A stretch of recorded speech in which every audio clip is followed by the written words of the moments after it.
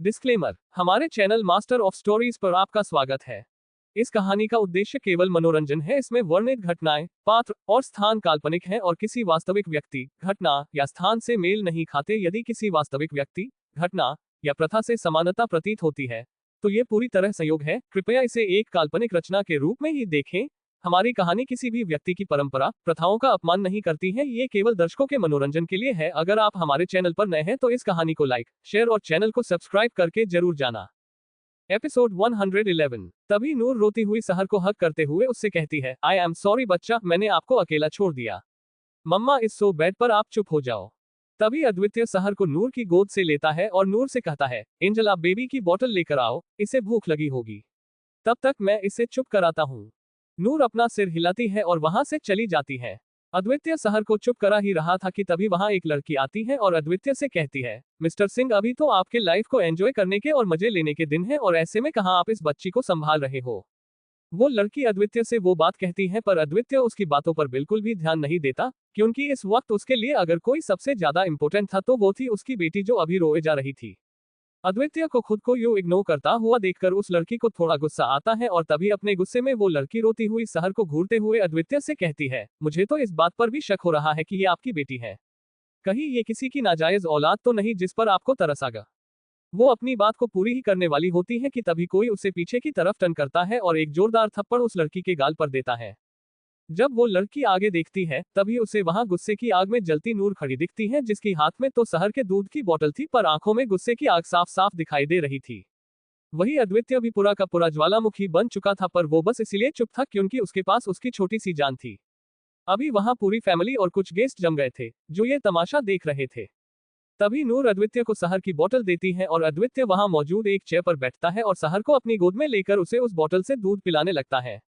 इधर नूर उस लड़की के बाल पकड़ती है और उसके बालों को खींचते हुए अपनी सर्द आवाज में उससे पूछती है, क्या बोला तुमने मेरी बेटी को नाजायज? हाँ, पहली बात तो मेरी बेटी नाजायज नहीं है और उसके पास उसके मम्मा डैडा दोनों है। दूसरी बात, तुम्हारी हिम्मत भी कैसे हुई मेरे पति के लिए कुछ सोचने की? उनकी लाइफ के डिसीजंस लेने के लिए मैं और वो खुद काफी है और ऐसे में हमें किसी तीसरे की कोई जरूरत नहीं है। तुम क्या सबको अपनी तरह समझती हो जो लोगों को सिर्फ अपने टाइम पास के लिए यूज करते हैं? मेरे पति ऐसे नहीं है, उन्हें उनकी जिम्मेदारियां बहुत अच्छे से निभानी आती हैं। तभी नूर एक नजर अद्वितीय की तरफ देखती है जो अभी सहर को दूध तो पिला ही रहा था पर साथ में उसके साथ बातें भी कर रहा था और सहर अपनी एक नन्ही सी मुट्ठी में उसकी एक उंगली पकड़े हुए थी। तभी नूर फिर से उस लड़की की तरफ देखते हुए उससे कहती है, इससे पहले कि मैं तुम्हारे इस फेस का पूरा हुलिया बिगाड़ दूं, निकलो यहाँ से और गलती से भी मेरे पति पर अपनी ये गंदी नजर डालने के बारे में सोचना नहीं और मेरी बेटी के लिए कुछ भी गलत अपने मुंह से निकालना नहीं, वरना ये नूर अद्वितीय सिंह तुम्हारी ऐसी हालत करेगी कि तुम खुद अपने आप को नहीं पहचान पाओगी। अभी जाओ यहाँ से और कभी हमारे आगे भी नहीं आना। तभी वो लड़की वहां से अपनी जान बचाते हुए भाग निकलती है और इधर फैमिली वालों के चेहरे पर एक स्माइल आती है तो वही वहां मौजूद सभी गेस्ट के चेहरे पर अभी एक डर सा दिखने लगता है। सबको अब तक तो यही लगता था कि नूर बहुत इनोसेंट और सॉफ्ट है पर अभी उन्होंने जो देखा था वो उनकी सोच से कहीं ज्यादा परे था। तभी नूर अद्वितीय की तरफ आती है और जैसे ही वो वहां आती है वैसे ही उसके एक्सप्रेशन चेंज हो जाते हैं। अभी थोड़ी देर पहले वो बहुत डरावनी लग रही थी और अभी वहां आते ही वो बहुत स्वीट हो गई थी। तभी नूर अद्वितीय के पास बैठते हुए उससे पूछती है, अदू हमारे इस बेबी लव का टमी फूल हो गया क्या? तभी अद्वितीय कुछ बोलने ही वाला था पर जैसे ही सहर नूर की आवाज सुनती है वो अपनी बोतल से दूध पीना छोड़ती है और नूर की तरफ अपने छोटे छोटे हाथों को बढ़ाती है। तभी नूर सहर की तरफ देखते हुए उससे पूछती है, मम्मा के पास आना है मेरे बेबी को, रुको। तभी नूर धीरे से सहर को अपनी गोद में लेती है और उसे बोतल से दूध पिलाने की कोशिश करती है पर तभी सहर अपना सिर इधर से उधर करती है जिससे नूर रुक जाती है। तभी सहर अपने नन्हे से हाथ से नूर के ब्रेस्ट पर टैप करती है। सहर की ये हरकत देखकर वो दोनों उसके पीछे का कारण समझ जाते हैं। तभी नूर सहर के गाल पर किस करते हुए उससे कहती है, मुझे पता है बच्चा आपको मम्मा का मिल्की चाहिए पर उसके लिए अभी आपको थोड़ा सा वेट करना होगा और फिर मम्मा आपको वही मिल्की देगी, पर तब तक के लिए ये मिल्की पिलो प्लीज बाबू। सहर नूर की तरफ देख रही थी और अभी सहर की प्यारी प्यारी आंखों में आंसू आ चुके थे क्योंकि उसकी मम्मा उसे अपना मिल्की नहीं दे रही थी। सहर को ऐसे देखकर नूर के दिल में दर्द हो रहा था। तभी वो अद्वितीय की तरफ देखती है जो खुद वहां लाचार बना बैठा था। तभी उसके दिमाग में कुछ आता है और वो नूर की तरफ देखते हुए उससे कहता है, अरे मम्मा आपको कुछ पता भी नहीं है कि हमारी सहर को मिल्की कैसे पिलाते हैं? तभी अद्वितीय सहर को अपनी गोद में लेते हुए उससे कहता है, चलो बच्चा हम ना गार्डन में चलते हैं, वहां पर बहुत सारे फ्लावर्स भी हैं और मेरा बेबी वहां जाकर मिल्की पिएगा। इतना कहकर अद्वितीय सहर को बाहर लेकर जाता है और इधर नेही नूर के पास आती है। नूर अभी भी उदास थी। तभी नेही नूर के पास आती है और नूर उसे झट से हक कर लेती है। तभी नूर अपनी डरी हुई आवाज में नेही से कहती है, रिदु सुना ना आपने कि उस लड़की ने मेरी बच्ची के लिए क्या कहा और क्यों?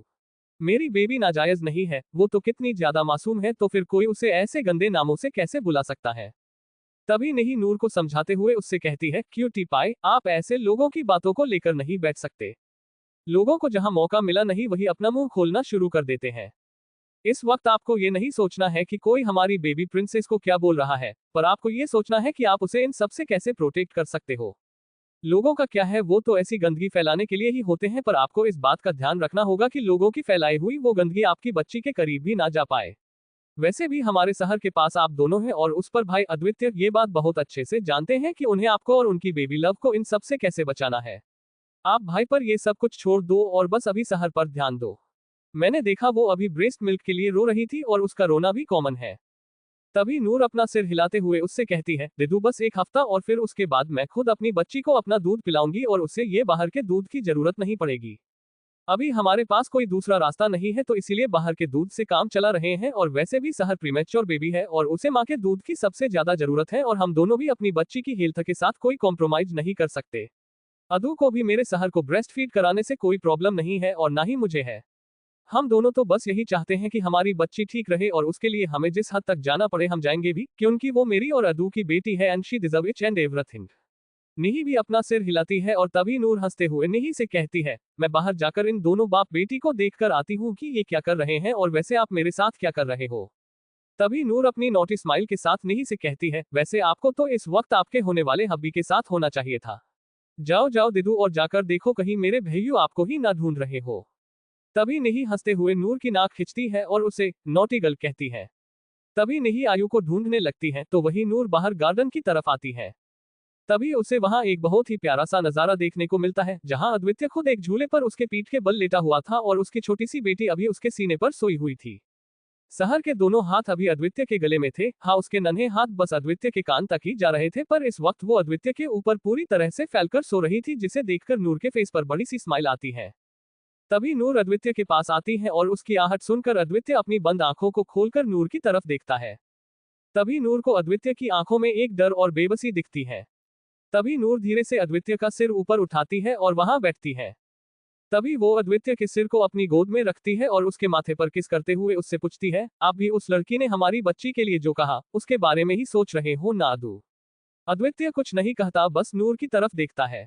तभी नूर अद्वितीय के बालों में अपना हाथ चलाते हुए उससे कहती है, अदू आपको पता है मैं भी अभी वही सोच रही थी, पर तभी दिदू ने मुझे समझाया कि हमें लोगों की बातों पर ध्यान नहीं देना चाहिए।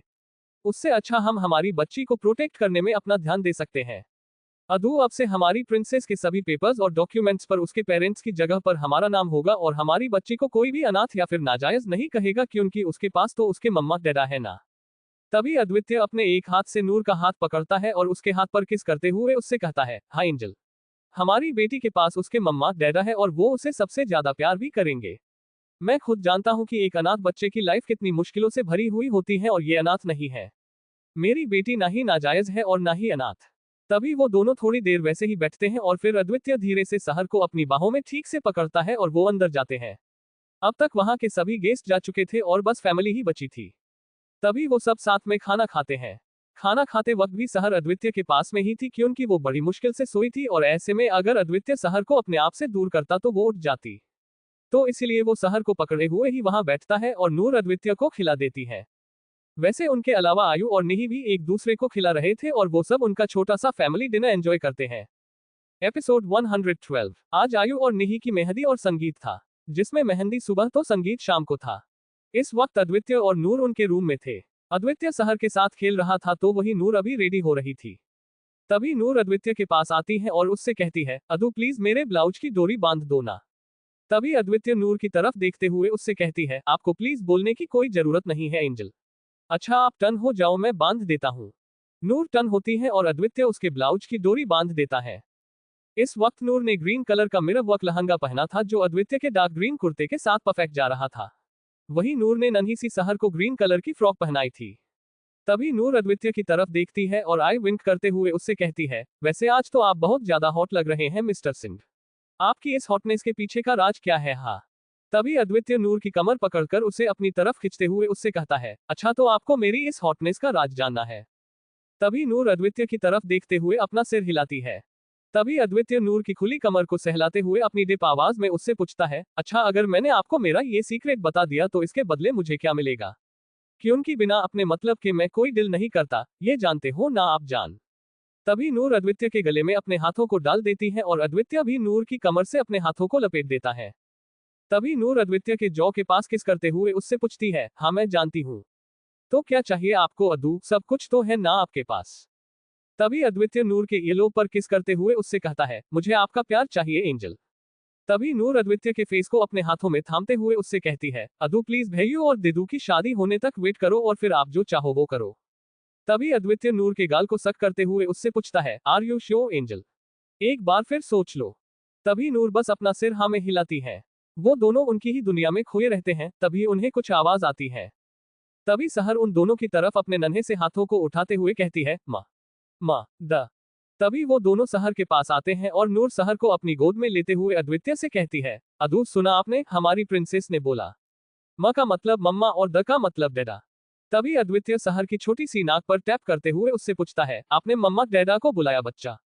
देखो हम तो आपके पास ही हैं। तभी नूर हंसते हुए अद्वितीय से कहती है, अदू लो हो गई आपकी इच्छा पूरी। मतलब आप मेरे साथ टाइम स्पेंड करने के प्लान्स बना रहे हो पर आप ये भूल गए थे कि अभी हम अकेले नहीं हैं।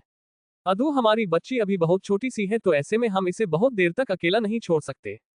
तभी अद्वितीय सहर की तरफ देखता है जो अभी नूर के मंगलसूत्र के साथ खेल रही थी। तभी अद्वितीय अपनी छोटी सी स्माइल के साथ नूर से कहता है, हाँ बिल्कुल ठीक कह रही हो एंजल। इस वक्त हमारी प्रिंसेस को हमारी सबसे ज्यादा जरूरत है और मैं इसके लिए थोड़ा कॉम्प्रोमाइज कर सकता हूँ। एंजल हमारा ये काम तो तभी हो सकता है जब हमारी ये छोटी सी जान उसके परियों की दुनिया में खोई हुई रहेगी, मतलब जब ये अपनी प्यारी सी निन्नी पूरी कर रही होगी तब हम अपना काम कर सकते हैं। इससे ना तो हमारी बेबी को कोई परेशानी होगी और ना ही हमें कोई डिस्टर्ब करेगा। तभी नूर अपना सिर हिलाते हुए अद्वितीय से कहती है, अदू आप कितने एक्साइटेड हो ना, मतलब उसके लिए आपने झट से रास्ता भी निकाल लिया। तभी अद्वितीय अपना बेचारा सा फेस बनाते हुए नूर से कहता है, क्या करे, अब बीबी का प्यार चाहिए तो उसके लिए कुछ ना कुछ करना ही पड़ेगा ना। अद्वितीय की इस बात पर नूर भी हंसती है और उन दोनों को यूं हंसता हुआ देखकर सहर भी खिलखिलाकर हंसने लगती है। सहर को हंसता हुआ देखकर नूर अद्वितीय से कहती है, अदू इसे तो देखो ये कैसे हंस रही है। तभी नूर सहर की नाक पर किस करते हुए उससे पूछती है, आप इतने क्यूट क्यों हो मम्मा की जान? आपको देखकर मुझे आपको खाने का मन करता है मेरा स्वीटी पाई। तभी अद्वितीय सहर के दोनों पांव पकड़ता है और फिर उसके पांव पर किस करता है।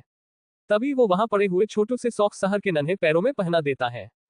तभी अद्वितीय सहर को अपनी गोद में लेते हुए उससे पूछता है, आज मम्मा उनके हाथों में मेहंदी लगवाएंगी तो मम्मा क्या आप मेरी बेबी को मेहंदी नहीं लगा दोगे? तभी नूर अद्वितीय से कहती है, अरे क्यों मैं अपनी बेबी को अकेला छोड़ूं? आज सब गर्ल्स मेहंदी लगाएंगी तो मेरी प्रिंसेस भी लगाएंगी। तभी अद्वितीय सहर की तरफ देखता है और उसके गाल पर किस करते हुए उससे पूछता है, तो अभी चले बच्चा आपकी मासी नहीं होने वाली चाची के घर? अद्वितीय के सवाल पर सहर उसे अपनी टूथलेस स्माइल देती है और फिर वो दोनों उनकी प्यारी सी प्रिंसेस के साथ वहां से चले जाते हैं। 1 घंटे बाद माथुर हाउस। इस वक्त वो सभी गर्ल्स मिलकर शोर मचा रही थी। सभी ने ग्रीन और उसके डार्क लाइट शेड्स के कलर के कपड़े पहने थे जिनमें सभी बहुत खूबसूरत भी लग रहे थे। उस पर मेहंदी के लिए सभी प्रिपरेशन माथुर हाउस के बैकयार्ड में की गई थी और उसे मेहंदी की थीम के हिसाब से डेकोरेट किया गया था। इस वक्त सभी वहां पर मौजूद थे और तभी दक्ष उन सबसे कहता है, गाइज लिसन, आज हमारी निही की मेहंदी है और बिना नाच गाने के ऐसे रूखी सुखी मेहंदी कौन रखता है यार। वैसे भी हम सब है यहाँ तो ये फंक्शन तो बिल्कुल भी बोर नहीं बनाएंगे क्यों बाइस? तभी सब यूवी अद्वितीय नकुल अर्जुन नील और साथ में आयु भी हमें अपना सिर हिलाते हैं। तभी नूर भी उन सब बाइस से कहती है, वैसे हम भी कोई ऐसे चुपचाप बैठकर मेहंदी लगवाने के लिए यहाँ नहीं आए हैं। आज तो यहाँ पूरी धूम मचेगी क्यों गर्ल्स? सब गर्ल्स अपना सिर नहीं हिलाती पर जोरों से चिल्लाती है। तभी वो सब एक दूसरे की तरफ देखते हैं और गर्ल्स बाइस से पूछती है, तो बाइस हो जाए? तभी वो सब साथ में हो जाए कहते हैं। तभी यूवी नूर के पास से सहर को लेता है और एक जगह पर बैठता है ताकि वो छोटी सी सहर भी उसके चाचू और चाची की मेहंदी फंक्शन देख पाए। तभी नहीं कि कोई रिश्तेदार फीमेल वहां आते हुए गाने लगती है, नवराय माझी लाडाची गम, आवर हिला चंद्राची चंद्राची गम, नवराय माझी नवसाची नवसाची गम, अप्सरा जशी इंद्राची गम। तभी सेजल निही के पास आती है और उसे आयु की तरफ धकेलते हुए डांस करने लगती है। तो वही आयु भी निही को पकड़ लेता है ताकि वो गलती से भी नीचे नहीं गिरे। नवराय चली शर्माती घबराती वो, पिया के घर इठलाती बल खाती वो। तभी आर्या आयु और निही की तरफ इशारा करते हुए डांस करती हैं, जो अभी एक दूसरे की आंखों में खोए हुए थे, पर तभी आर्या निही को आयु की बाहों से खींच लेती है। सुरमई नैना छलकाती छलकाती वो, पिया के घर भरमाती से कुचाती वो। तभी एलिना निही का दुपट्टा पकड़ के उसे छूते हुए सटेप करती है। चुनर में इसकी सितारे सारे चमकीले चमकीले चमकीले। फिर नूर निही के हाथों में मौजूद उसके चूड़ियों को अपनी उंगलियों से छूकर फिर निही की तरफ देखती है और उसके साथ सटेप करती है। कंगन में इसके बहारे आज हरियाले हरियाले हरियाले। फिर सभी गर्ल्स साथ में सटेप करते हैं और उनके साथ साथ निही भी थोड़ा सटेप करती है। नवराय माझी लाडाची लाडाची गम, आवर हिला चंद्राची चंद्राची गम। तभी नूर निही के फेस को अपने हाथों में लेती है और फिर उसके माथे पर किस करती है। नवराय माझी नवसाची नवसाची गम, अप्सरा जशी इंद्राची इंद्राची गम। तभी अद्वितीय और समीर निही के पास आते हैं और बारी बारी से उसे हक करते हैं और समीर अपने बेटी के माथे पर किस करता है। सुनियो जी, इसको रखियो जतन से, बड़ी नाजुक है नाजुक कली ये अनमोल। तभी बाकी 22 भी वहां आते हैं और ठुमके वाला सटेप करते हुए डांस करने लगते हैं। आओ जी आओ ठुमका लगाओ, जरा बहको जी बहको जी बहको, खुशियों के बाजे ढोल। तभी ईशा और सेजल निही को चिढ़ाते हुए आगे का सटेप करते हैं और निही उन लोगों को देखकर शर्माती है। आंखों में इसके इशारे बड़े नखरीले नखरीले नखरीले।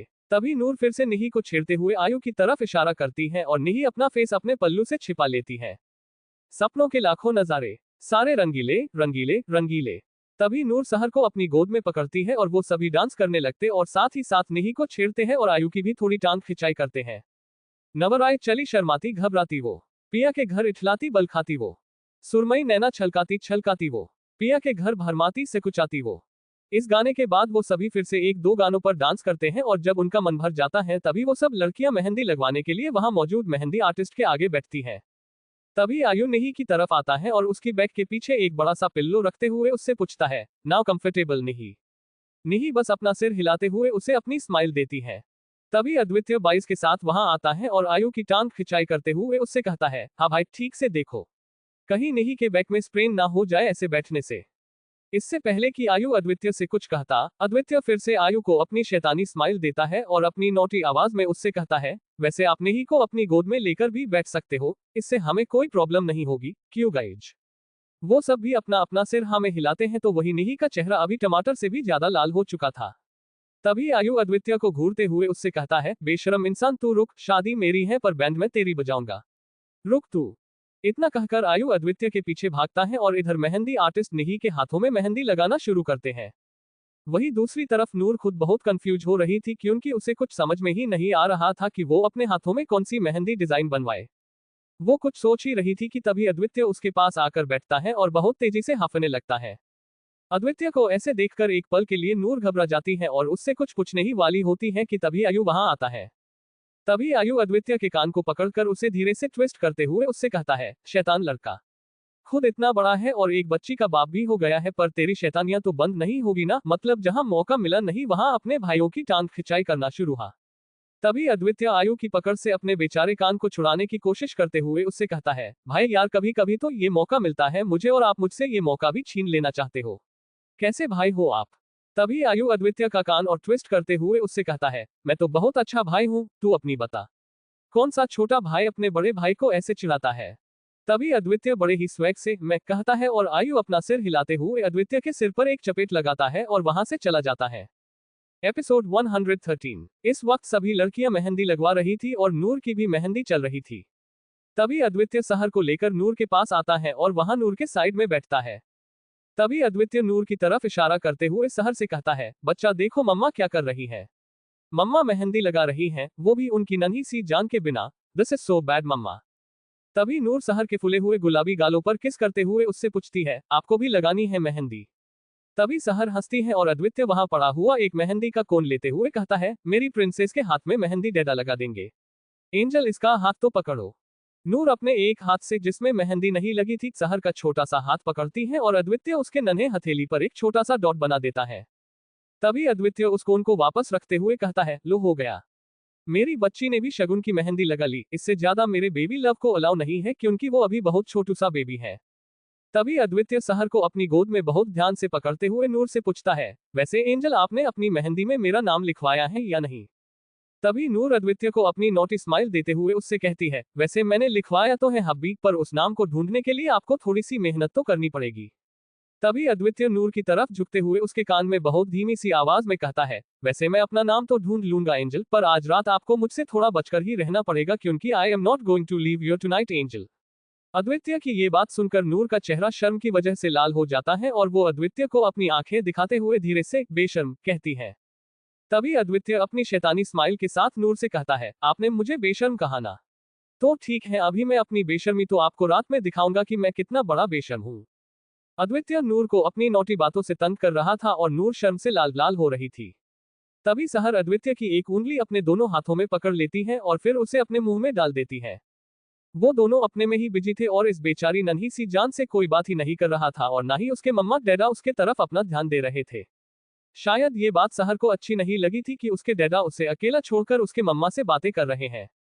तभी वो अपनी मासूम सी आंखों से बारी बारी उन दोनों की तरफ देख रही थी, बस इसी उम्मीद से कि एक बार तो वो दोनों उस पर ध्यान देते, पर नहीं, वो तो अपने बातों में ही लगे हुए थे। तभी अचानक से सहर की आंखों में आंसू आ जाते हैं और वो अपना निचला होंठ आगे करती है। अगले ही पल सहर इतनी जोरों से रोने लगती है कि अद्वितीय और नूर तो घबरा ही जाते हैं, पर साथ साथ सब लोग भी डर जाते हैं। तभी सब बाइज उन दोनों अद्वितीय और नूर की तरफ आते हैं और उनके पीछे पीछे गर्ल्स भी अपनी मेहंदी छोड़कर आती है। तभी यूवी नूर और अद्वितीय की तरफ देखता है, जो अभी बुरी तरह से डरे हुए थे।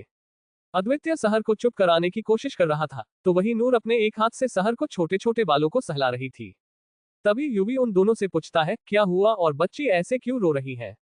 क्या किया तुम दोनों ने?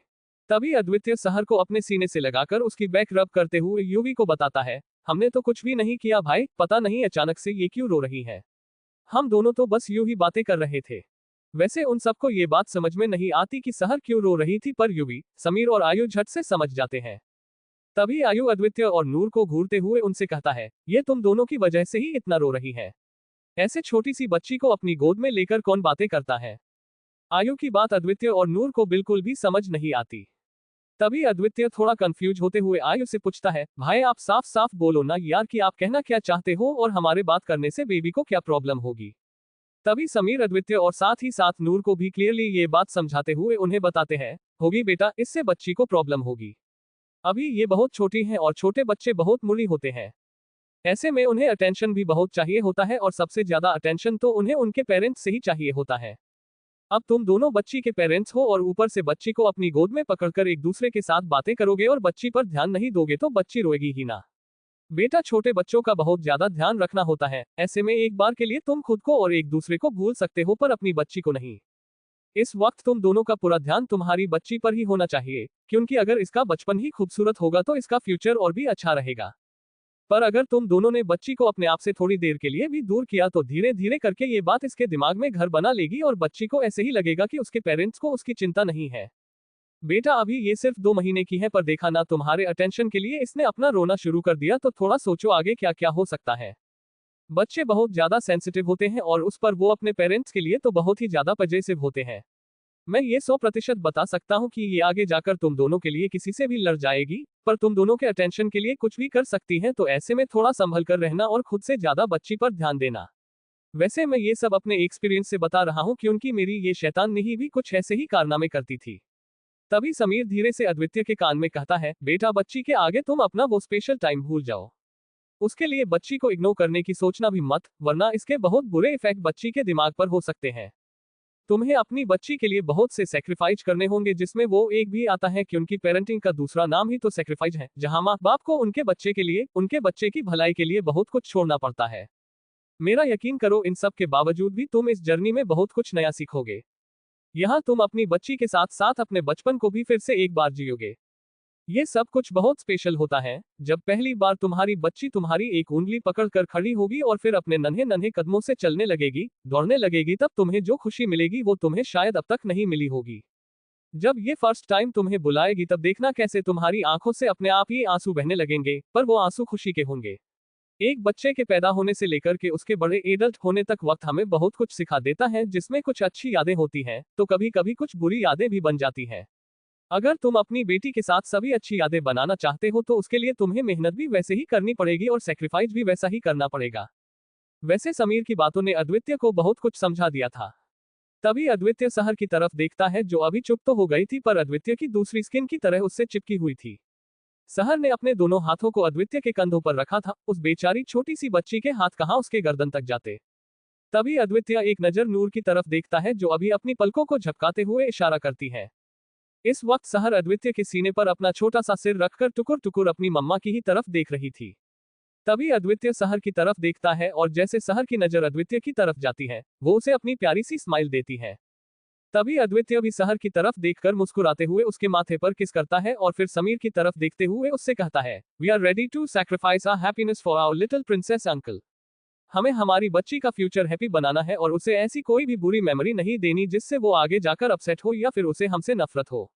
हम हमारी सहर के लिए एक बेस्ट और आइडियल पेरेंट्स बनना चाहते हैं, जिसे वो सबसे ज्यादा प्यार करे और अपनी हर एक छोटी बड़ी बात हमारे बिना कहे या पूछे वो खुद आकर हमसे शेयर करे। मैं और नूर दोनों ही पेरेंट्स के लिए तरसे हैं, ऐसे में हम हमारी बच्ची को भी वही सब महसूस नहीं होने दे सकते। तभी नूर समीर की तरफ देखते हुए उससे कहती है, ये हमारी लास्ट मिस्टेक थी अंकल। अब से हम दोनों इस बात का खास ख्याल रखेंगे कि हमारी वजह से या फिर किसी के भी वजह से हमारी बच्ची के आंखों में आंसू ना आए। तभी नूर अद्वितीय की तरफ देखते हुए उससे पूछती है, अदू हम दोनों मिलकर हमारी बेबी को सब बुरे लोगों से बचाएंगे ना? कहीं कोई हमसे हमारी सहर को छीन तो नहीं लेगा ना? तभी अद्वितीय नूर को अपनी बाहों में लेते हुए उससे कहता है, नहीं एंजल, मेरे रहते हुए कभी कोई हमारी बेटी को हमसे छीनने की कोशिश भी नहीं कर पाएगा और ना मैं किसी को ऐसा कुछ करने दूंगा। तभी यूवी पीछे से नूर के सिर पर अपना हाथ रखते हुए उससे कहता है, अदू के साथ साथ हम सब भी तो हैं ना प्रिंसेस, हमारी छोटी प्रिंसेस का ध्यान रखने के लिए। हम सहर को कभी कुछ नहीं होने देंगे और ना ही वो कभी अपनी फैमिली से, अपने मम्मा डैडा से दूर होगी। वो सब भी यूवी की बात से सहमत थे। तभी नूर सहर की तरफ देखती है जो अभी अपने मम्मा के फेस को टच कर रही थी। तभी नूर सहर का छोटा सा हाथ पकड़ती है और उसके हाथ पर बेबी किस्सेस करने लगती है। नूर अपने बिना मेहंदी वाले हाथ से सहर को गुदगुदी करने लगती है, जिसकी वजह से सहर अद्वितीय की बाहों में उछलने लगती है और अद्वितीय झट से अपना एक हाथ सहर के गर्दन के पीछे रख देता है, जिससे सहर की बैक भी कवर हो जाती है। तभी अद्वितीय सहर के पूरे फेस पर बेबी किस्सेस करता है और फिर हंसते हुए सहर से कहता है, आप तो बहुत नॉटी बेबी हो, मतलब मम्मा डैडा का अटेंशन लेने के लिए आपने अपने इतने प्रीशियस मोती के जैसे आंसू बहा दिए। बच्चा, अगर आप ऐसे ही करते रहे और ऐसे ही अपने मोती वेस्ट करते रहे तो बहुत जल्द डैडा रोड पर आ जाएंगे और फिर आपकी सारी विशेष पूरी कैसे करेंगे? आपके लिए डॉल और बहुत सारे टाइज कहां से लेकर आएंगे? तो अभी आप रोना नहीं वरना प्रॉब्लम हो जाएगी ना मेरा बेबी। अद्वितीय की बातें सुनकर सहर और ज्यादा हंसने लगती है और उसे यूं हंसता हुआ देखकर सब हंसने लगते हैं। तभी गर्ल्स जाकर अपनी अपनी जगह पर बैठ जाती हैं और अपनी मेहंदी लगवाने का काम कंटिन्यू करती है। सभी बॉयज अभी एक साथ होते हैं और सहर तो बस उसके डैडा के साथ चिपकी हुई होती है और कुछ ही देर में वो अद्वितीय की गोद में सो जाती है। एपिसोड 114। शाम का वक्त। इस वक्त सभी माथुर हाउस में मौजूद थे, जहां एक बड़ा सा स्टेज बनाया गया था। उस स्टेज के चारों तरफ बड़े बड़े हेलोजन लाइट्स लगाए गए थे, जिसकी रोशनी अभी उस स्टेज पर तो पड़ ही रही थी पर साथ ही साथ उस पूरे हॉल में भी फैल चुकी थी। अब तक वहां सभी गेस्ट भी आ चुके थे और अपने अपने जगह पर बैठ चुके थे। सभी बच्चे भी उनकी जगह पर बैठे थे और हमारे प्यारे आयु और निही अभी उनकी स्पेशल सीट पर बैठे थे। यूवी भी सहर के साथ उसकी जगह पर बैठा था। तभी अद्वितीय और नूर स्टेज पर आते हैं और उनके ड्रेस में अभी एक माइक फिट था। तभी अद्वितीय उन सब की तरफ देखते हुए उनसे कहता है, गुड इवनिंग गाइज। जैसा कि आप लोग मुझे जानते हो, मैं अद्वितीय वीर सिंह अपनी इस प्यारी सी वाइफ नूर अद्वितीय सिंह के साथ आज का ये संगीत फंक्शन होस्ट कर रहा हूँ। सबसे पहले तो थैंक यू सो मच ये फंक्शन अटेंड करने के लिए, और अब सबसे मोस्ट इंपोर्टेंट बात तो आज मेरे भाई आयुष और निहिशा का संगीत है। तो इसका मतलब आज यहाँ फूल धमाल होने वाला है और साथ ही साथ यहाँ मौजूद सबको इस प्रोग्राम का हिस्सा तो बनना ही होगा और आज यहाँ थोड़े ठुमके चुमके भी लगाने ही होंगे, क्यों एंजल? तभी नूर अपना सिर हिलाते हुए एक बड़ी सी स्माइल के साथ कहती है, बिल्कुल। आप सब मेरे भैयू और दीदू के संगीत फंक्शन में आए हो और बिना आपको नचवाए हम भला आप लोगों को यहाँ से कैसे जाने दे सकते हैं? आप सब तो बस रेडी रहिए, क्योंकि आज शाम यहाँ ऐसे ऐसे धमाकेदार डांस परफॉर्मेंस होंगे जो आप सबके पैरों को थिरकने पर और आप सबको नाचने पर मजबूर कर देंगे। तो आप सभी अपनी अपनी कुर्सी की पेटी बांध लीजिए, क्योंकि आप सबको हमारे साथ एक लंबे और मस्ती भरे टूर पर जाना है। तभी अद्वितीय उन सब से कहता है, तो अभी हम आप सबका टाइम वेस्ट नहीं करेंगे, क्योंकि हमें भी पता है कि सबके अपने अपने पर्सनल काम होते हैं यार। So let's start this musical night, but उससे भी पहले let's cheers for our new couple Ayush and Nihisha. Hip hip hurray. सब भी अद्वितीय और नूर के साथ आयु और निही के लिए चीयर्स करते हैं। गाइज, मैं यहाँ पर कौन किस सॉन्ग पर डांस करने वाला है बस वही बताऊंगी, पर आयु, निही और अद्वितीय नूर का साथ में डांस दिखाने की कोशिश करूंगी। तभी अद्वितीय उन सबसे कहता है, सो गाइज, सबसे पहली परफॉर्मेंस हमारी ब्राइड की ही है, उसके डैड के लिए, सो प्लीज वेलकम हर।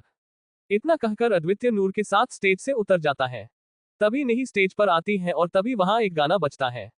नहीं दिलबरो फ्रॉम राजी सॉन्ग पर परफॉर्म करती है, पर इस दौरान उसके और साथ ही साथ समीर के भी आंखों में पानी होता है।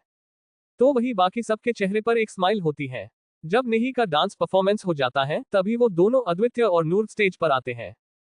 तभी नूर नेही की तरफ देखती है और स्माइल करते हुए उससे कहती है, दिदु this was the best dance performance ever, सच में रुला दिया आपने। तभी नेही अपनी जगह पर से नूर को एक फ्लाइंग किस देती है, जिसे नूर पकड़ लेती है। तभी अद्वितीय नेही और नूर की तरफ देखते हुए उनसे कहता है, अगर आप दोनों बहनों का हो गया हो तो क्या हम इस प्रोग्राम को आगे बढ़ाए। तभी नेही वहां से अद्वितीय को उसका अंगूठा थम्बस अप दिखाती है। तभी अद्वितीय आगे उन सबसे कहता है, ओके तो अभी नेक्स्ट आएंगे हमारे समीर अंकल। उन्हें भी तो उनकी प्यारी सी प्रिंसेस के लिए कुछ परफॉर्म करना चाहिए ना। सब लोग भी अद्वितीय की बात से सहमत थे। तभी नूर अपनी स्माइल के साथ कहती है, तो प्लीज वेलकम हिम। तभी नूर समीर की तरफ देखते हुए उनसे कहती है, please come uncle, now this stage is yours. इसी के साथ वो दोनों वहां से चले जाते हैं। तभी वहां समीर आते हैं और उनके आते ही वहां एक सॉन्ग बजने लगता है। ये सॉन्ग था तू जो मिला फ्रॉम बजरंगी भाईजान।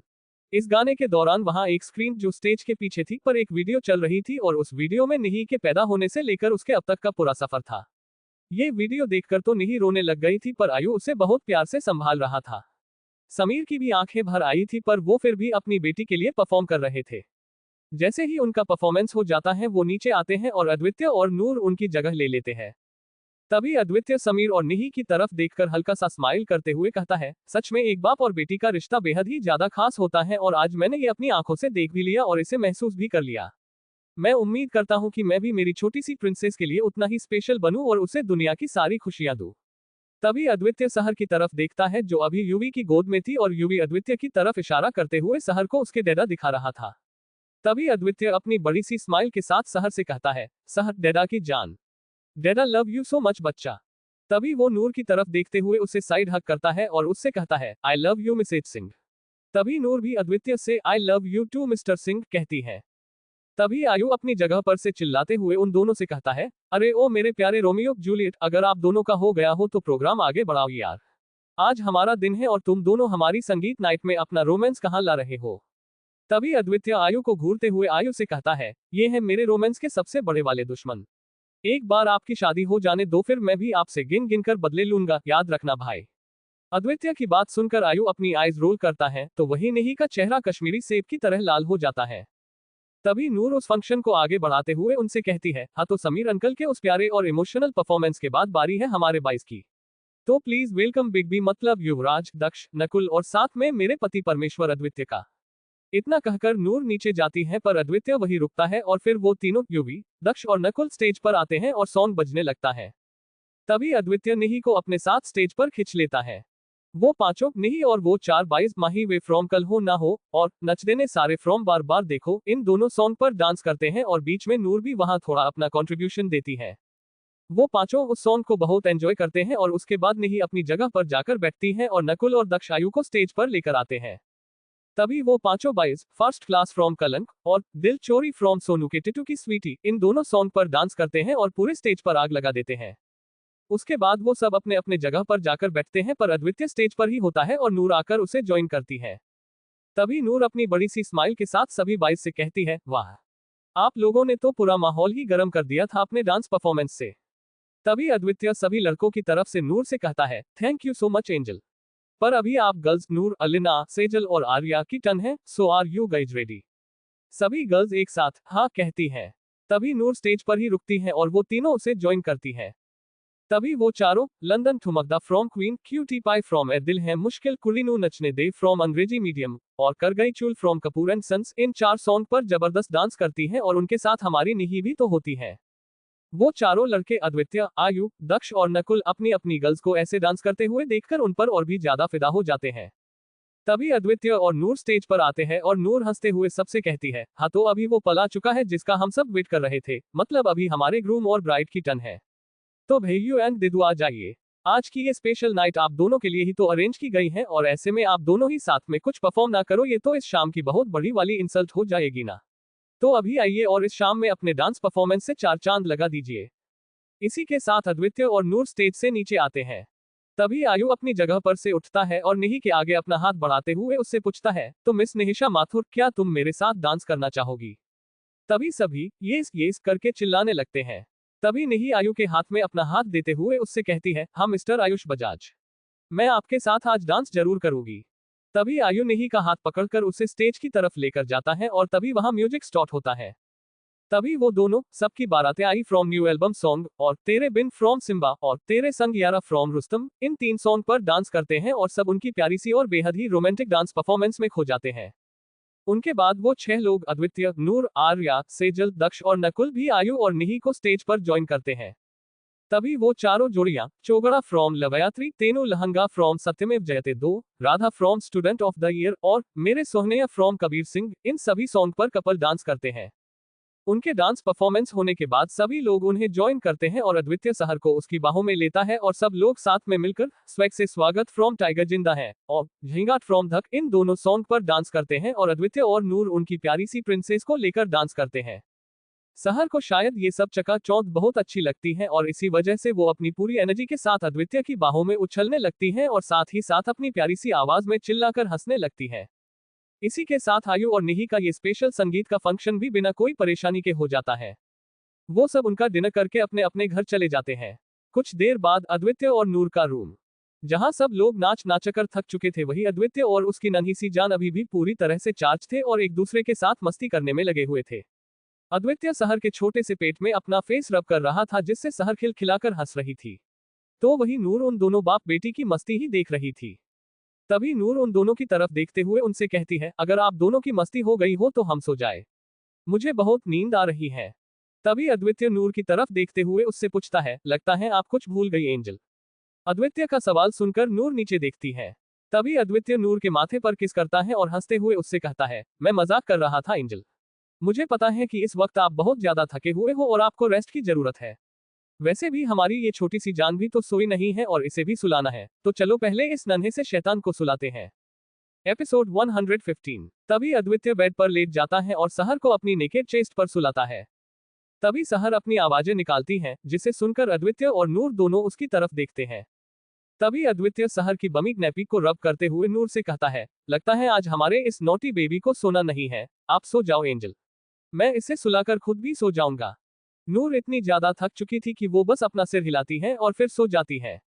नूर के सोने के कुछ देर बाद अद्वितीय सहर की तरफ देखता है, जो अभी अद्वितीय के चेस्ट को गीला कर रही थी। तभी अद्वितीय सहर के माथे पर बार बार किस करते हुए उससे कहता है, चलो हम बाहर चलते हैं क्योंकि आपको तो निन्नी नहीं करनी। अगर आप यहाँ शैतानी करोगे तो मम्मा उठ जाएगी और हमें मम्मा को नहीं उठाना, वो बहुत थक चुकी हैं तो हम उन्हें सोने देते हैं। चलो हम दोनों घूमी घूमी करने चलते हैं। अद्वितीय सबसे पहले उसके फोन में टाइम देखता है जिसमें अभी 12:30 दिखा रहे थे। तभी अद्वितीय सहर को पकड़कर बेड पर से उठता है और फिर एक नजर सोती हुई नूर की तरफ देखते हुए वहां से बाहर चला जाता है। अद्वितीय इस वक्त सिर्फ उसके शॉट पर था और वैसे ही वो अपने रूम से बाहर आया था। वैसे अद्वितीय को कोई फर्क नहीं पड़ता था किसी के भी कुछ कहने से और अभी रात का वक्त था तो घर में सर्वेंट्स भी नहीं थे। तभी अद्वितीय सहर के साथ बातें करते करते स्विमिंग पूल की तरफ आता है, पर तभी उसे पूल में यूवी दिखता है जो अभी इतनी रात को स्विमिंग कर रहा था। तभी अद्वितीय यूवी की तरफ इशारा करके उसे सहर को दिखाते हुए उससे कहता है, देखो बच्चा, आपके बड़े पापा कैसे स्विमिंग कर रहे हैं, वो भी इतनी रात को, चलो हम उनके पास चलते हैं और उन्हें थोड़ा परेशान करते हैं। तभी अद्वितीय पूल साइड आता है और वहां मौजूद एक बेंच पर बैठते हुए यूवी से पूछता है, भाई इतनी रात को यहाँ क्या कर रहे हो यार। तभी यूवी पानी में खड़े होते हुए अपनी सार्केस्टिक सी आवाज में अद्वितीय से कहता है, मैं यहाँ मच्छी पकड़ रहा हूँ, आ तू भी आकर मुझे ज्वाइन कर। तभी अद्वितीय अपनी आइज रोल करते हुए उससे कहता है, भाई अगर मैं आपकी हेल्प करने वहां आ गया तो मेरे बच्चे को कौन देखेगा। तभी यूवी पूल से बाहर आते हुए अद्वितीय से पूछता है, वैसे तू बेबी के साथ यहाँ क्या कर रहा है, लेट हो गया है तो तुझे सोना चाहिए था। तभी अद्वितीय हंसते हुए यूवी को बताता है, भाई आज इस मैडम का सोने का मूड नहीं है, एंजल फंक्शन की वजह से बहुत थक चुकी थी, ऐसे में वो कहाँ इस नोटी गर्ल को संभालती, तो मैंने ही उसे सोने के लिए बोला। मुझे भी नींद नहीं आ रही थी तो इसलिए हम दोनों बाप बेटी बाहर आ गए, पर हमें क्या पता था कि आप हमें ऐसे पूल में स्विम नहीं ऐसे मच्छी पकड़ते हुए दिखोगे। यूवी अद्वितीय की बात सुनकर उसके सिर पर एक चपेट लगाता है और फिर वहां पड़े हुए टॉवल से अपने गीले बाल सुखाने लगता है। तभी यूवी भी अद्वितीय के पास बैठता है और देखता है कि कैसे उनकी छोटी सी डॉल उन्हें अपनी प्यारी सी आंखों से टुकुर टुकुर देख रही थी। तभी यूवी सहर का नन्हा सा हाथ पकड़कर उसके हथेली पर किस करते हुए सहर से पूछता है, क्यों निन्नी नहीं आई आपको? लगता है आज आपका अपने साथ साथ आपके डैडा को भी रात भर जगाने का प्लान है। यूवी की बात पर सहर हंसते हुए दा कहती है। सहर के प्यारे से शब्दों को सुनकर यूवी अद्वितीय से पूछता है, अदू तुझे क्या लगता है कि हमारी लिटिल प्रिंसेस सबसे पहले किसका नाम लेगी, तेरा या फिर प्रिंसेस का? तभी अद्वितीय सहर की तरफ देखता है और फिर अपनी एक उंगली से सहर के नाक पर टैप करते हुए सहर से पूछता है, बच्चा आप सबसे पहले किसे बुलाओगे, मम्मा या फिर डैडा को? सहर सबसे पहले उसके डैडा को बुलाएगी, क्योंकि सहर तो डैडा का बच्चा है ना बाबू? अद्वितीय के सवाल पर सहर अपने छोटे छोटे हाथ ऊपर उठाती है और अद्वितीय उसके इशारे को समझते हुए झट से अपना फेस नीचे करता है। तभी सहर अपने नन्हे हाथों से अद्वितीय के गालों पर टैप करती है और खुद हंसने लगती है। सहर के एक्शन देखकर यूवी अद्वितीय से कहता है, नाउ आई कैन सी। अदू थोड़ा ध्यान से, क्योंकि ये तेरे लिए बहुत पजेसिव होने वाली है यार। ये 110% डैडा की गर्ल ही बनेगी और वैसे भी तुझे एक बेटी ही तो चाहिए थी ना, तो ले माता रानी ने तेरी ये इच्छा भी पूरी कर दी। पहले तेरी लाइफ में तेरी एंजल आई और अभी तेरी ये नन्ही सी जान। तू खुश है ना? तभी अद्वितीय यूवी की तरफ देखता है और फिर एक प्यारी सी स्माइल के साथ उसे बताता है, मैं सिर्फ खुशी नहीं हूँ भाई, मैं तो अपने आप को इतना खुश नसीब महसूस कर रहा हूँ जिसका कोई अंदाजा तक नहीं लगा पाएगा। मुझे तो अभी भी यकीन नहीं होता भाई कि मेरे पास मेरी एंजल और बेबी दोनों है। ये हमारा ब्लड तो नहीं है, पर इसके साथ एक बहुत ही गहरा हॉट कनेक्शन जरूर है। हमने इसे इस दुनिया में नहीं लाया, पर अब ये हमारी दुनिया बन चुकी है। भाई जरूरी नहीं होता ना कि हर रिश्ता खून से ही बने, कुछ दिल से बने हुए रिश्ते भी बहुत ज्यादा अनमोल होते हैं। हम तीनों भाइयों का रिश्ता भी तो खून का नहीं पर दिल का है और हम साथ में पूरी दुनिया जीत सकते हैं भाई। यूवी अपना सिर हिलाता है और फिर अद्वितीय की तरफ देखते हुए उससे कहता है, अदू मुझे पूरा यकीन है कि इन द फ्यूचर तू एक बहुत ही अच्छा डैड बनेगा। अद्वितीय बस अपना सिर हिलाता है और तभी वो दोनों भाई थोड़ी देर वैसे ही बैठते हैं। तभी अद्वितीय की नजर ऊपर आसमान की तरफ जाती है, जहां अभी हजारों सितारे चमक रहे थे। तभी अद्वितीय अपने मन में कहता है, इन स्टार्स की तरह मेरी बच्ची का भी फ्यूचर बहुत ब्राइट होगा। इसके लिए मैं वो सब करूंगा जो एक बाप अपनी बेटी के लिए करता है। इसे सिर्फ मेरा नाम ही नहीं, पर इसे मेरी बेटी होने का पूरा हक भी मिलेगा।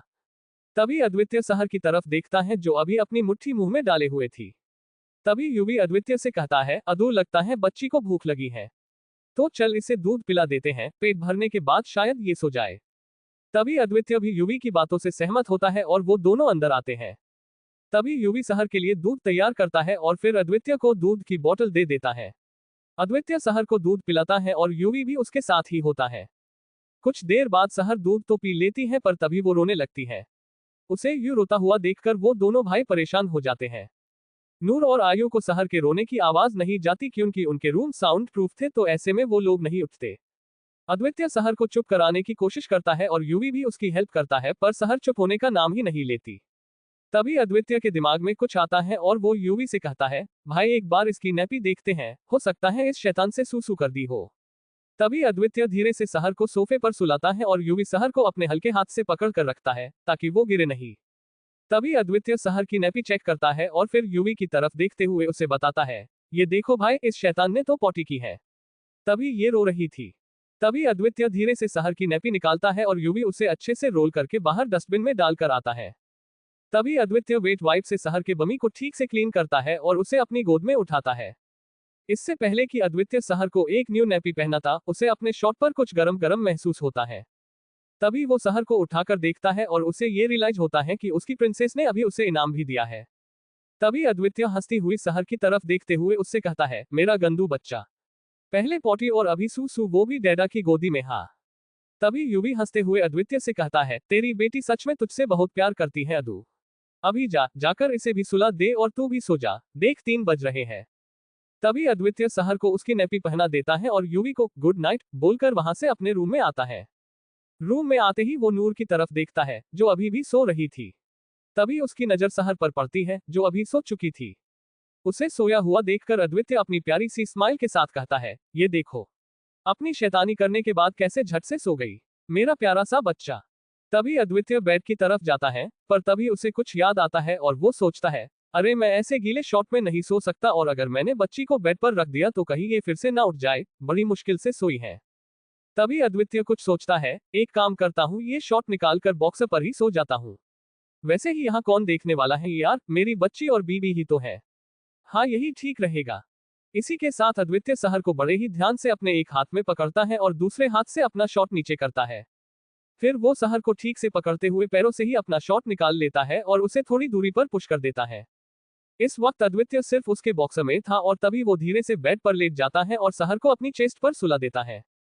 वो नूर की ब्लैंकेट से खुद को और सहर को कवर करता है। कुछ देर बाद नूर भी अपनी नींद में अद्वित्य से चिपक जाती है। अगली सुबह जब नूर की आंख खुलती है तभी उसकी नजर सबसे पहले उसके प्यारे से हब्बी और लिटिल डॉल के ऊपर है पड़ती है, जो अभी एक दूसरे को हक करके सो रहे थे। तभी नूर को अद्वित्य की नेकेड बॉडी महसूस होती है और वो देखती है कि अद्वित्य सिर्फ बॉक्सर पर सोया था। नूर बस अद्वित्य के गाल पर और सहर के माथे पर किस करती है और उठ जाती है। 1 घंटे बाद अब तक नूर नहा धोकर रेडी थी, पर वो दोनों बाप बेटी बड़ी चैन से सोए हुए थे। नूर उनकी प्यारी सी नींद को डिस्टर्ब नहीं करती और वहां से नीचे जाती है। हॉल में उसे वो दोनों भाई दिखते हैं। तभी नूर उन दोनों की तरफ देखते हुए उनसे कहती है, good morning Big B and भैयू। वो दोनों भी नूर को हक करते हैं और उसके माथे पर किस करके उसे गुड मॉर्निंग प्रिंसेस रैबिट कहते हैं। तभी यूवी नूर से पूछता है, प्रिंसेस अदू और बेबी उठे नहीं? तभी नूर अपना सिर नामे हिलाते हुए उसे बताती है, नहीं ना बिग बी, वो दोनों बाप बेटी तो चैन से सो रहे थे और मेरा दिल नहीं किया उनकी नींद खराब करने का, तो मैंने उन्हें नहीं उठाया। तभी यूवी नूर को बताता है, आपको पता है कि कल आपकी प्यारी सी बेटी 3 बजे तक जग रही थी और अदू भी उसके साथ था। कल उसने पॉटी और सूसू दोनों अदू की गोद में ही की। दोनों बहुत लेट सोए हैं, तो आप उन दोनों को थोड़ी देर और सोने दो, बाद में उठा देना। तभी नूर अपना सिर हिलाते हुए जी बिग बी कहती है। एपिसोड 116। इस वक्त सभी अपने अपने कामों में लगे हुए थे, क्योंकि आज आयु और निही की हल्दी जो थी, तो सबको बहुत काम था। नूर सहर को देख रही थी, जो अभी नूर की उंगली पकड़े हुई थी।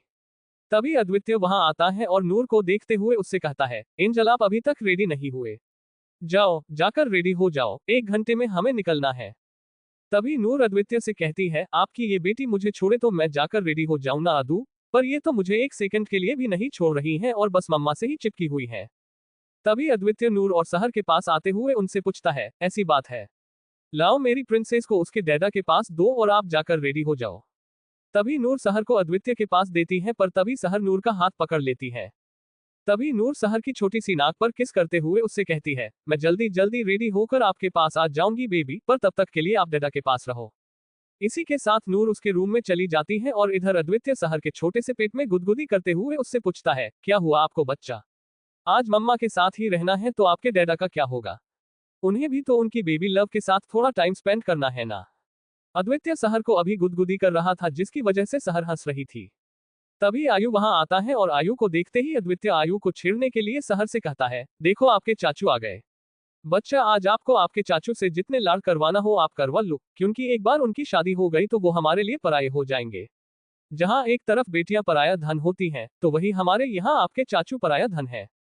तभी यूवी पीछे से आकर अद्वित्य के सर पर मारते हुए उससे कहता है, बच्ची के साथ साथ तू भी दिन ब दिन बच्चा बनते जा रहा है अदू, मतलब ये क्या है? पराया धन और ये आयु? नहीं नहीं, ये पराया धन नहीं, ये तो निही का धन है। यूवी की बात सुनकर अद्वित्य तो पागलों की तरह हंसता ही है, पर साथ में यूवी भी अद्वित्य को हाई फाई देता है और फिर जोर जोर से हंसने लगता है। वही आयु, जिसे लग रहा था कि यूवी आयु को बचा रहा है, वो अभी बुरी तरह से लाचार महसूस कर रहा था और रो प्लेफुली भी रहा था। बेचारे के दोनों भाइयों ने ही उसके पीठ पर वार किया था, उसकी ऐसे सरेआम टांग खिंचाई कर रहे थे। तभी आयु अपना प्यारा सा मुंह बनाते हुए उनसे कहता है, आप दोनों को तो बिल्कुल भी शर्म नहीं आ रही है ना, मतलब अपने भाई पर ऐसे हंस रहे हो और वो भी उसके हल्दी वाले दिन। पाप लगेगा दोनों को। तभी आयु अद्वित्य की बाहों में से सहर को लेता है और अपना प्यारा सा फेस बनाते हुए सहर से कहता है, देखा ना आपने डॉल की कैसे आपके डैडा और बड़े पापा मिलकर आपके फेवरेट चाचू को चिढ़ा रहे हैं। मैं तो अभी इन दोनों से नाराज हूं, तो आप भी हो जाओ। तभी अद्वित्य आयु से कहता है, अरे ये क्या कर रहे हो आप? मेरी बेटी को मेरे खिलाफ क्यों कर रहे हो यार? अगर ऐसा हुआ तो मैं भी जाकर निही से बोल दूंगा कि आप क्या कर रहे हो और फिर वो खुद आपसे शादी नहीं करेगी। अद्वित्य की बात सुनकर आयु की आंखें बड़ी बड़ी होती हैं। तभी वो अपनी डरी हुई आवाज में अद्वित्य से कहता है, अरे मेरे बाप, तू क्यों मेरे साथ ये कर रहा है यार? तभी अद्वित्य हंसते हुए आयु को बताता है, वो इसलिए क्योंकि मुझे आपको चिढ़ाने में मजा आता है। तभी आयु बस उसे घूरता है, पर अद्वित्य को कोई फर्क नहीं पड़ता, वो तो बस अपनी बेटी के साथ खेलने में बिजी रहता है। कुछ देर बाद अभी वो सब माथुर हाउस में थे और अभी वहां आयु और निही की हल्दी का फंक्शन बस शुरू ही होने वाला था। सभी बच्चे आयु और निही की टांग खिंचाई कर रहे थे। तभी वहां मौजूद एक आंटी आयु और निही से कहती है, एक बार हल्दी लगने के बाद तुम दोनों शादी तक एक दूसरे को नहीं देख सकते। तभी आयु और निही अपनी आंखें बड़ी बड़ी करते हैं और फिर बेमन अपना सिर हाँ में हिलाते हैं। तभी नूर उस मौके का फायदा उठाते हुए आयु से पूछती है, क्या हुआ भैयू? ऐसे अचानक से आपके चेहरे की हवाएं क्यों उड़ी हुई है? अरे हाँ, अभी मैं समझी। तभी नूर आयु की तरफ देखते हुए अपनी नोटी स्माइल के साथ उससे कहती है, आप दिदू से नहीं मिल पाओगे, इसलिए आपके इस हैंडसम से चेहरे की चमक कम हो गई ना। पर कोई बात नहीं भैयू, आप दिदू से मिल नहीं सकते तो क्या हुआ, आप उनसे फोन पर बातें तो कर सकते हो ना। वैसे भी बस कुछ ही घंटों की तो बात है। एक बार आप दोनों की शादी हो जाए, फिर आप आपका जितना मन करे उतना, और आपका जब मन करे तब मेरी दिदू को देखते रहना, तब आपको कोई नहीं रोकेगा। क्यों गाइज, मैं ठीक बोल रही हूं ना? सब लोग नूर की बातों से सहमत होते हुए उसमें हामी भरते हैं। तभी आयु नूर की नाक पकड़कर उसे धीरे से खींचते हुए उससे कहता है, मेरी शैतान रैबिट, आजकल आपकी भी शैतानियां बहुत बढ़ चुकी हैं। सच में तुम दोनों अद्वितीय और नूर डॉल को बहुत अच्छी कंपनी दे रहे हो, खुद भी उसके जैसे कर रहे हो। तभी समीर वहां आते हैं और उन सब से पूछते हैं, तो बच्चों क्या कहते हो, करें हम इन दोनों की हल्दी स्टार्ट? तभी दक्ष समीर से कहता है, नेकी और पुछ पुछ अंकल, चलो करते हैं। आज इस नेही को पिला भूत नहीं बना दिया तो हम भी हम नहीं। दक्ष की बात सुनकर नकुल, सेजल और आर्या के चेहरे पर एक शैतानी स्माइल आती है, तो वही नेही का मुंह खुला का खुला ही रहता है। वो चारों नेही के बेस्ट फ्रेंड थे और नेही को बहुत अच्छे से जानते थे। अभी नेही की आज हल्दी थी और ऐसे में वो चारों ऐसे चुप रहने वालों में से तो नहीं थे। वैसे दक्ष की बात सुनकर अद्वितीय भी अपनी शैतानी स्माइल के साथ आयु की तरफ देखते हुए उनसे कहता है, वैसे हम भी हमारे इस प्यारे से भाई को कहाँ छोड़ने वाले हैं। आज तो यहाँ हल्दी नहीं पर हल्दी से होली खेली जाएगी और मेरा और यूवी भाई का टारगेट होगा आयु भाई। तभी यूवी आयु की तरफ इशारा करते हुए गाने लगता है, तो बच के रहना रे बाबा, बच के रहना रे, बच के रहना रे बाबा, तुझ पे नजर है। तभी आयु और निही दोनों एक साथ एक ही वक्त पर कहते हैं, मर गए। उन दोनों की बातें सुनकर वहां मौजूद सबके सब हंसने लगते हैं। तभी नूर उन सब की तरफ देखते हुए उनसे कहती है, हल्दी तो हम सब जमकर खेलेंगे, इन दोनों को ऐसे ही क्यों जाने दे, पर उससे भी पहले कुछ रिचुअल्स होते हैं, तो अभी सबसे पहले वो पूरा करते हैं और बाद में तो हमारा ही टाइम है ना। आज ये दोनों हमसे बचकर नहीं जा सकते। तभी वो सब उस जगह पर जाते हैं जहां हल्दी के लिए सारी तैयारियां की गई थी। तभी सबसे पहले आयु और निही वहां मौजूद एक डेकोरेटेड स्टूल पर बैठते हैं और फिर रिचुअल्स के हिसाब से आयु और निही को साथ में हल्दी लगती है। अभी आप सबको पता है कि हल्दी कैसे लगती है, तो मैं कुछ नया नहीं लिख रही हूँ। सभी बड़े निही के रिलेटिव्स उन दोनों को शगुन की हल्दी लगाते हैं और फिर सब बच्चे पहले एक दूसरे की तरफ देखते हैं और फिर आयु और निही की तरफ देखते हुए साथ में चिल्लाते हैं, अटैक। इसी के साथ उनकी हल्दी वाली होली शुरू होती है। सभी उन दोनों को हल्दी लगाते तो हैं, पर साथ ही साथ एक दूसरे को भी पूरा हल्दी से कवर कर देते हैं। तभी अद्वितीय शहर की तरफ आता है, जो अभी वहां मौजूद उसके क्रिब में थी और वहां से झांक कर देख रही थी।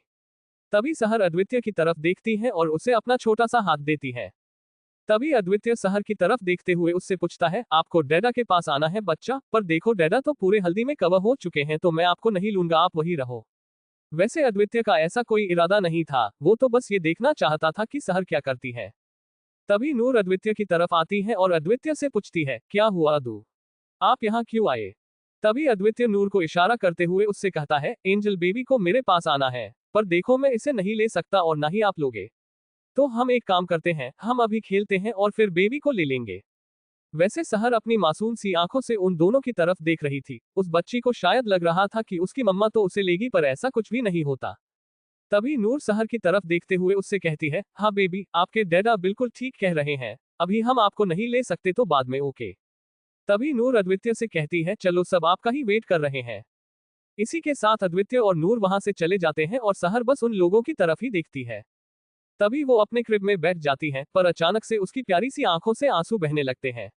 वो अपनी आवाज भी नहीं निकालती और चुपचाप सो जाती है। उधर नूर और अद्वितीय हल्दी में बिजी थे। तभी समीर सहर के क्रिब के पास आते हैं और उसे सोता हुआ देखकर पता नहीं क्यों पर उन्हें कुछ अजीब सा लगता है। समीर भी ज्यादा ध्यान नहीं देते और वो भी उन सब की तरफ चले जाते हैं। कुछ 1-2 घंटे बाद उनका खेल हो जाता है और वो सब थक जाते हैं और फिर थोड़ा फ्रेश होकर वही बैठ जाते हैं। तभी आयु अद्वितीय और नूर की तरफ देखते हुए उनसे पूछता है, मेरी लिटिल डॉल कहाँ है यार? आज उसके चाचू की हल्दी थी और उसने मुझे हल्दी तो लगाई ही नहीं। तभी अद्वितीय और नूर की आंखें बड़ी बड़ी हो जाती हैं और वो एक दूसरे की तरफ देखते हैं। तभी अद्वितीय अपना फेस रब करते हुए नूर से कहता है, एंजल हम तो बेबी के बारे में भूल ही गए थे। हमने तो उसे शगुन की हल्दी भी नहीं लगाई। वो हमारे पास आने के लिए कर रही थी, पर हमने उसे अपनी गोद में भी नहीं लिया। नूर को भी अभी बुरा लगता है, पर तभी यूवी उन दोनों पर थोड़ा भड़कते हुए उनसे पूछता है, भूल गए मतलब?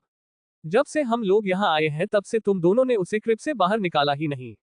अरे छोटी सी बच्ची है वो, और उसका भी तो मन किया होगा ना यहाँ आकर सबके साथ खेलने का। कल देखा नहीं कि कैसे खुश हो गई थी, वो सबके साथ तो आज भी होती ना, पर तुम दोनों ने तो उसे अकेला छोड़ दिया। अच्छा, तुम दोनों ने उसे हल्दी लगाई, छोटी सी है पर शगुन की तो लगाई होगी ना। तभी अद्वितीय अपना सिर नामे हिलाते हुए युवी को बताता है, वो भाई, हमें लगा कि हम बेबी को हल्दी तक वही रहने देते हैं, जब हमारा हो जाएगा तब हम उसे वहां से निकाल। आयु अद्वितीय की बात भी नहीं सुनता और सीधा उस क्रिब की तरफ जाता है जहां 2 घंटे पहले सहर थी। जैसे ही आयु उस क्रिब की तरफ आते हुए वहां देखता है, उसके पैरों तले की जमीन खिसक जाती है क्योंकि सहर अभी उस क्रिब में नहीं थी। तभी आयु चिल्लाते हुए उनसे कहता है, डॉल क्रिब में नहीं है। एपिसोड 117। आयु की बात सुनकर वो सब शॉक होते हैं, तो वही अद्वितीय और नूर को तो जैसे एक झटका सा लगता है। तभी वो दोनों दौड़ते हुए उस क्रिब की तरफ आते हैं और देखते हैं कि उसमें सहर नहीं थी। तभी नूर इधर उधर देखने लगती है और जब उसे सहर नहीं मिलती तभी वो रोने लगती है। तभी अद्वितीय नूर को हक कर लेता है और नूर रोते हुए अद्वितीय से कहती है, अदू मेरी सहर, मुझे मेरी बच्ची ला कर दो। तभी अद्वितीय नूर को समझाते हुए उससे कहता है, एंजल आप रोइए मत, पक्का वो यही कहीं होगी, हम सब मिलकर ढूंढते हैं ना उसे और देखना वो जरूर मिल जाएगी। तभी अद्वितीय उन सब की तरफ देखते हुए उनसे कहता है, come on guys, let's find her. वो सब सहर को ढूंढने वहां से जाने ही वाले होते हैं, पर तभी अलिना उनसे पूछती है, रुको रुको, समीर अंकल कहाँ हैं, वो कहीं दिखाई नहीं दे रहे हैं। हो सकता है कि बेबी उनके साथ हो और वो उसे यही आसपास घुमा रहे हो।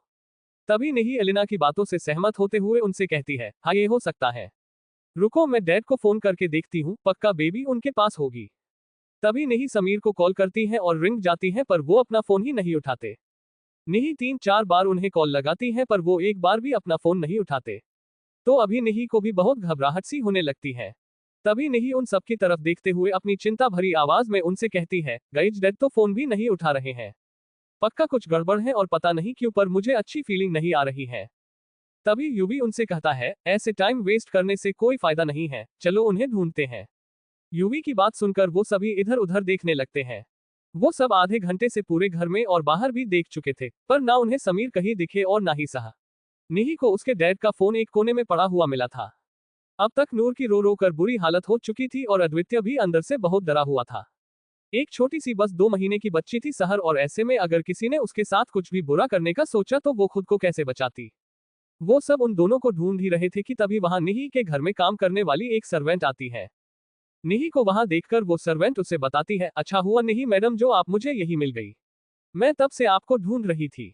तभी वो सब भी वहां आते हैं और निही उस सर्वेंट से पूछती है, क्या हुआ आशा ताई, आप क्यों मुझे ढूंढ रहे थे और आपने डैड को कहीं देखा क्या। तभी आशा ताई निही को बताती है, यही बताने के लिए तो मैं आपको ढूंढ रही थी। वो सर बहुत हड़बड़ी में हॉस्पिटल गए हैं और उनके पास वो छोटी बच्ची भी थी। हॉस्पिटल का नाम सुनते ही अद्वितीय और नूर की सांसें रुक सी जाती हैं और निही उसका शक कंफर्म करने के लिए आशा ताई से पूछती है, वो बच्ची सहर थी क्या ताई। तभी वो निही को बताती है, हाँ वो सहर बेबी ही थी, पर जब सर घर से निकले तभी वो बहुत डरे हुए लग रहे थे। तभी नूर अद्वितीय की तरफ देखते हुए उससे कहती है, अदू हॉस्पिटल चलो, मेरी बच्ची, उसे कुछ हो गया है, जल्दी चलो ना। तभी अद्वितीय अपना सिर हिलाते हुए नूर का हाथ पकड़ता है और बाहर की तरफ भागता है। वो सब भी उनके पीछे पीछे जा ही रहे होते हैं, पर तभी एक आंटी आकर उनसे कहती है, बेटा इन दोनों आयु और निही को अभी अभी हल्दी लगी हुई है और ऐसे में इनका बाहर जाना ठीक नहीं है। वो सब भी आयु और निही को छोड़कर उस आंटी की बात से सहमत थे। तभी युवी उन दोनों से कहता है, आंटी की बात ठीक है, तुम दोनों अभी घर से बाहर नहीं जा सकते तो तुम दोनों यही रुको, हम हॉस्पिटल जा रहे हैं। तभी आयु युवी से कहता है, वहां हमारी डॉल हॉस्पिटल में है और हम दोनों यहाँ कैसे रह सकते हैं, वैसे भी हमारे लिए हमारी शादी से कहीं ज्यादा इंपॉर्टेंट हमारी डॉल है। निही भी आयु की बात से सहमत होती है। तभी युवी उसे समझाते हुए उससे कहता है, आयु प्लीज समझने की कोशिश कर बच्चे, मैं तुझे वहां जाते ही कॉल करूंगा पर प्लीज मान जाना यार। तभी आयु युवी की परेशानी समझते हुए अपना सिर हिलाता है और वो लोग भी वहां से हॉस्पिटल के लिए निकल जाते हैं। तो वही आयु और निही भगवान से सहर के लिए प्रार्थना करने लगते हैं। 7 हिल्स हॉस्पिटल में इस वक्त समीर वहां एक रूम के बाहर खड़े थे और उनके चेहरे पर चिंता और डर साफ साफ दिख रहा था।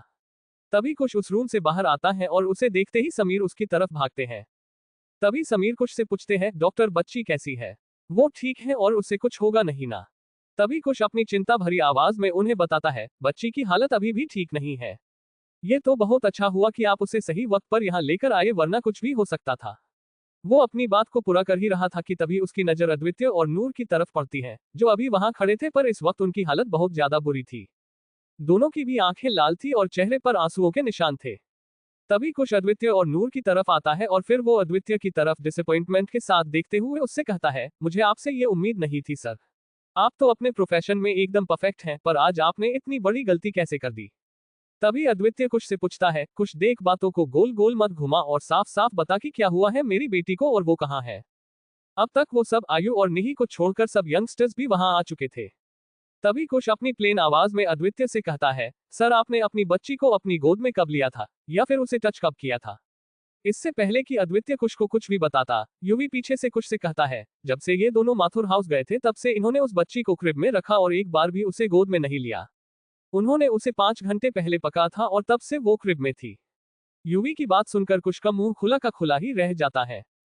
तभी वो अपनी गुस्से भरी आवाज में अद्वितीय और नूर से कहता है, आप दोनों ना एक काम करो, उस नन्ही सी जान को ना किसी अनाथ आश्रम में छोड़कर आओ क्योंकि आप दोनों से नहीं संभाली जा रही हैं वो। कुश की ये बात सुनकर अद्वितीय भड़क जाता है और फिर कुश को एक पंच मारता है। वहीं दूसरी तरफ वो लोग इस बात से शौक थे कि कुश अद्वितीय से ऐसे बातें कर रहा था। अद्वितीय उसका सीनियर था, पर आज कुश अद्वितीय पर भड़क रहा था। तभी अद्वितीय कुश का कॉलर पकड़ते हुए उससे कहता है, तेरी हिम्मत भी कैसी हुई कुश ऐसा कुछ भी बोलने की। वो मेरी बेटी है, कोई अनाथ नहीं जिसे मैं अनाथ आश्रम में छोड़कर आऊं। तभी कुश अद्वितीय की पकड़ से अपना कॉलर छुड़ाते हुए उससे कहता है, अच्छा वो आपकी बेटी है, पर आपको तो उससे कहीं ज्यादा अपनी एंजॉयमेंट की पड़ी हुई थी। अरे मैंने आप दोनों को ये पहले ही बताया था कि वो एक प्रीमेच्योर बेबी है, तो ऐसे में आपको उसका बहुत ज्यादा ध्यान रखना होगा, पर आप दोनों क्या कर रहे हो। हाँ, क्या आप दोनों में से किसी को भी ये बात पता थी कि जब आप दोनों उस फंक्शन में बिजी थे तभी वो बच्ची हाई फीवर से तड़प रही थी। क्या आपको पता था कि उसे फीवर है। नहीं ना। अरे अगर मैं अभी नहीं बताता तो आपको पता भी नहीं चलता। 104 डिग्री फीवर, पता है ना आपको कि ये 1-2 महीने के बच्चे के लिए कितना जानलेवा साबित हो सकता है अगर उसे सही वक्त पर मेडिकल अटेंशन नहीं मिली तो, और उस पर सहर एक कमजोर बच्ची है, तो ऐसे में आप दोनों ही सोचो कि ये उसके लिए कितना ज्यादा हार्मफुल था। वो तो अच्छा हुआ कि अंकल समीर का ध्यान गया, वरना कल आपके घर में शादी नहीं पर आपके बेटी की। वो आगे कुछ भी नहीं बोल पाता, पर सब समझ जाते हैं और नूर वहां फर्श पर बैठ जाती है। तभी एलिना और सेजल उसे हक करती हैं और वो उनकी बाहों में फुट फुट कर रोने लगती है। वही अद्वितीय खुद भी पूरी तरह से ब्लैंक हो चुका था और उसके कानों में अभी कुछ की ही बातें गूंज रही थी। तभी अचानक से उसकी आंखों के आगे एक अंधेरा सा छा जाता है और वो 2 कदम पीछे की तरफ लखा जाता है। तभी यूवी अद्वितीय को संभाल लेता है और उसे दक्ष की हेल्प से वहां मौजूद चेयर पर बिठा देता है। तभी यूवी कुश से पूछता है, कुश अभी हमारी छोटी सी जान कहाँ है और वो ठीक तो है ना। तभी कुश अपनी चिंता भरी आवाज में यूवी को बताता है, वो इस वक्त एनआईसीयू में है और उसे 2 दिन तक वही रखना होगा। तभी नूर अपनी आंखें बड़ी बड़ी करते हुए कहती है, एनआईसीयू 2 दिन तक? वो वहां कैसे रहेगी मेरी बच्ची। मुझे देखना है उसे, प्लीज लेट मी गो। तभी कुश अपना सिर नामे हिलाते हुए नूर से कहता है, आप वहां नहीं जा सकती नूर। सॉरी, शायद आपको मेरी बात बुरी लगे या तकलीफ भी दे, पर जब उसे आपकी जरूरत थी तभी आप उसके पास नहीं थी। नूर वो सिर्फ 2 महीने की बच्ची है और आप उसकी रियल मॉम नहीं हो, पर उसे आप दोनों नूर और अद्वितीय के पास वो कंफर्ट मिलता है जो एक बच्चा उसके पेरेंट्स में ढूंढता है। उस छोटी सी बच्ची को अभी किसी बात की कोई समझ नहीं है, वो तो आप लोग हमेशा उसके साथ रहते हो इसलिए वो आपको पहचान सकती है। अच्छा नूर, मुझे एक बात बताइए कि क्या आज सुबह सहर आपसे चिपकी हुई थी और आपसे अलग जाने पर रो रही थी या चिड़चिड़ कर रही थी। तभी नूर अपना सिर हिलाती है और कुश उससे कहता है, इसका मतलब उसने आपको ये इशारा दिया था पर आप इसे समझ नहीं पाए, और जब आपको हर एक पल उसके पास रहना चाहिए था तभी आपने उसे एक बार भी अपने करीब नहीं लिया। ये सच में बहुत ज्यादा लापरवाही हो गई और शायद आप दोनों की ही लापरवाही का नतीजा है जो अभी वो मासूम सी जान एनआईसीयू में है। कुश की बातों से नूर को ये रियलाइज होता है कि उसने अनजाने में कितनी बड़ी गलती कर दी जिसकी सजा अभी वो छोटी सी बच्ची भुगत रही है। तभी अद्वितीय वहां से उठता है और वहां से रूम के अंदर जाने ही वाला होता है कि तभी यूवी उसका हाथ पकड़ लेता है। यूवी अपनी प्लेन आवाज में अद्वितीय से पूछता है, कहाँ जा रहा है तू अदू। तभी अद्वितीय यूवी की तरफ देखते हुए अपनी नम आंखों से उससे कहता है, मेरी बच्ची अंदर है भाई, मुझे उसे देखना है। तभी यूवी अपने एक्सप्रेशनलेस फेस के साथ अद्वितीय से कहता है, नहीं, तुम दोनों ने गलती की है जो माफी के लायक नहीं है। अगर तुम दोनों ने थोड़ा सा ध्यान रखा होता तो अभी बच्ची यहाँ नहीं होती। तुम दोनों ने गलती की तो उसकी सजा भी दोनों को मिलेगी, और तुम दोनों की सजा यही है कि तुम बेबी को 2 दिन तक एक बार भी, 1 सेकंड के लिए भी नहीं देख सकते, उसकी छोटी सी झलक भी नहीं। अभी ये बच्ची जिस हालत में है ना, उसके पीछे कहीं ना कहीं तुम दोनों की लापरवाही ही है। एपिसोड 118। तभी अद्वितीय अपना सिर नामे हिलाते हुए यूवी से कहता है, प्लीज भाई हमें इतनी बड़ी सजा मत दो, हम अपनी बच्ची के बिना नहीं रह पाएंगे। आप चाहो जो सजा दे दो पर ये वाली नहीं। तभी यूवी अद्वितीय से कहता है, यही सजा तुम दोनों के लिए ठीक है, क्योंकि इसी से तुम्हें उस बच्ची की तुम दोनों की जिंदगी में असली अहमियत समझ में आएगी। मैंने कल तुझसे कहा था अदू कि तू एक बहुत अच्छा डैड बनेगा, तो प्लीज मेरी कही हुई बात पर मुझे खुद को पछताने का मौका मत देना। अगर ऐसा हुआ तो तू खुद को नहीं पर मुझे और मेरी परवरिश को डिसअपॉइंट करेगा और ऐसे मेरी परवरिश पर उंगली उठेगी। अदू मैं तुझे और आयु को अपना प्यार देने में, अपना वक्त देने में कभी नहीं चुका, तो तू कैसे चुक गया यार? इतनी बड़ी गलती तूने कैसे कर दी? चलो हम सबका तो ठीक है, प्रिंसेस नूर का भी ठीक है कि उसके लिए ये सब कुछ नया है तो उसे नहीं समझा होगा, पर तेरा क्या? तू खुद एक डॉक्टर होकर बच्ची के सिम्टोम नहीं समझ पाया।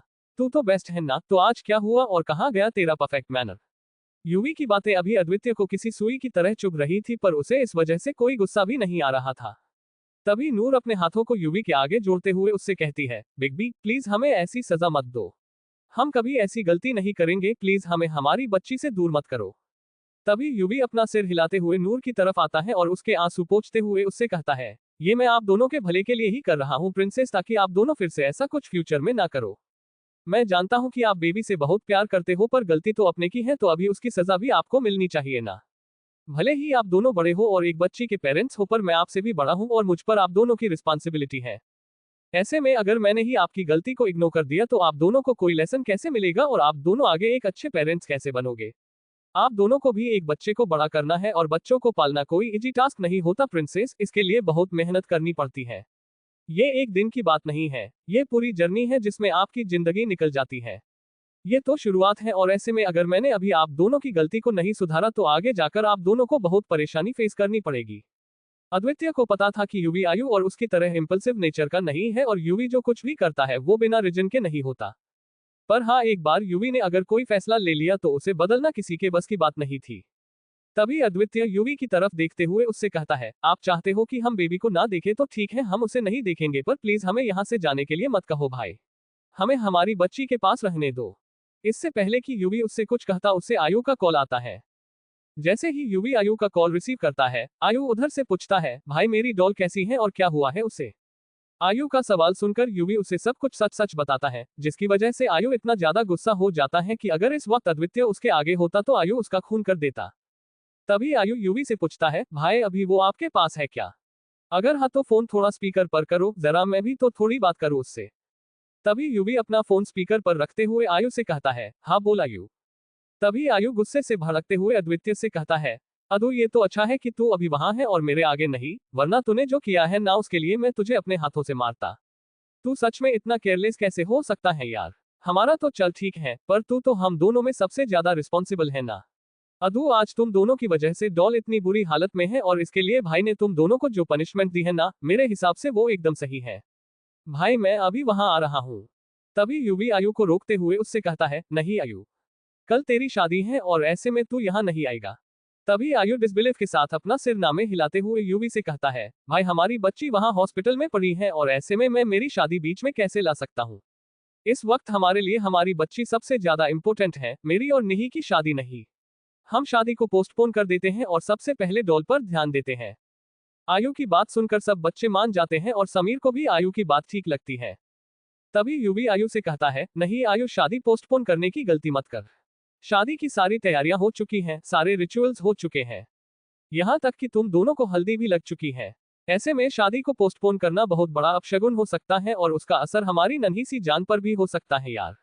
तुम दोनों शादी कैंसिल मत करो और वैसे भी बेबी को यहाँ 2 दिन तक रखेगे तो कल तुम्हारी शादी हो जाएगी और उसके बाद तुम यहाँ आ सकते हो बेबी से मिलने। तभी आयु यूवी से कहता है, नहीं भाई, ऐसे में ना ही मेरा और ना ही निही का मन होगा। तभी यूवी आयु को समझाते हुए उससे कहता है, आयु प्लीज समझने की कोशिश कर यार। अच्छा मुझे एक बात बता कि अगर हमारी सहर थोड़ी सी बड़ी हो जाए और उससे ये पता चले कि उसकी वजह से उसके चाचू चाची ने उनकी शादी कैंसिल की थी, तो क्या उससे ये अच्छा लगेगा? नहीं ना। तभी आयु नहीं कहता है। तभी यूवी आगे उससे कहता है, तो बस किसी के लिए नहीं पर अपनी डॉल के लिए ये शादी कैंसिल मत कर। देख मैं यहाँ बेबी के पास रुक रहा हूँ और बाकी सबके साथ अदू और प्रिंसेस को भी मैं वापस भेजता हूँ। तुम सब प्लीज वहां देख लो और आयु प्लीज इस काम में कोई देरी मत कर बच्चे। तभी आयु मजबूर होते हुए उससे कहता है, ठीक है भाई, मेरी और निही की शादी कल ही होगी, पर आप मुझे मेरी डॉल की इंफॉर्मेशन देते रहोगे। तभी यूवी अपना सिर हिलाता है और फोन रख देता है। तभी वो सबकी तरफ देखते हुए उनसे कहता है, आप लोग घर जाओ, कल शादी है और वहां बहुत सारी तैयारियां करनी है। तभी अद्वितीय यूवी से रिक्वेस्ट करता है, प्लीज भाई मुझे और एंजल को यही रुकने दो ना। हम बेबी को नहीं देखेंगे पर प्लीज हमें यही रहने दो। तभी यूवी अद्वितीय से कहता है, अदु तेरा और प्रिंसेस का वहां रहना जरूरी है और इसीलिए मैं तुझसे कह रहा हूं कि तुम दोनों जाओ, मैं रहूंगा बेबी के पास। यूवी की बात सुनकर सब अपना सिर हिलाते हैं और वहां से चले जाते हैं। अद्वितीय और नूर घर तो आते हैं पर उनका वहां बिल्कुल भी मन नहीं लगता और उन्हें शहर की कमी खलने लगती है।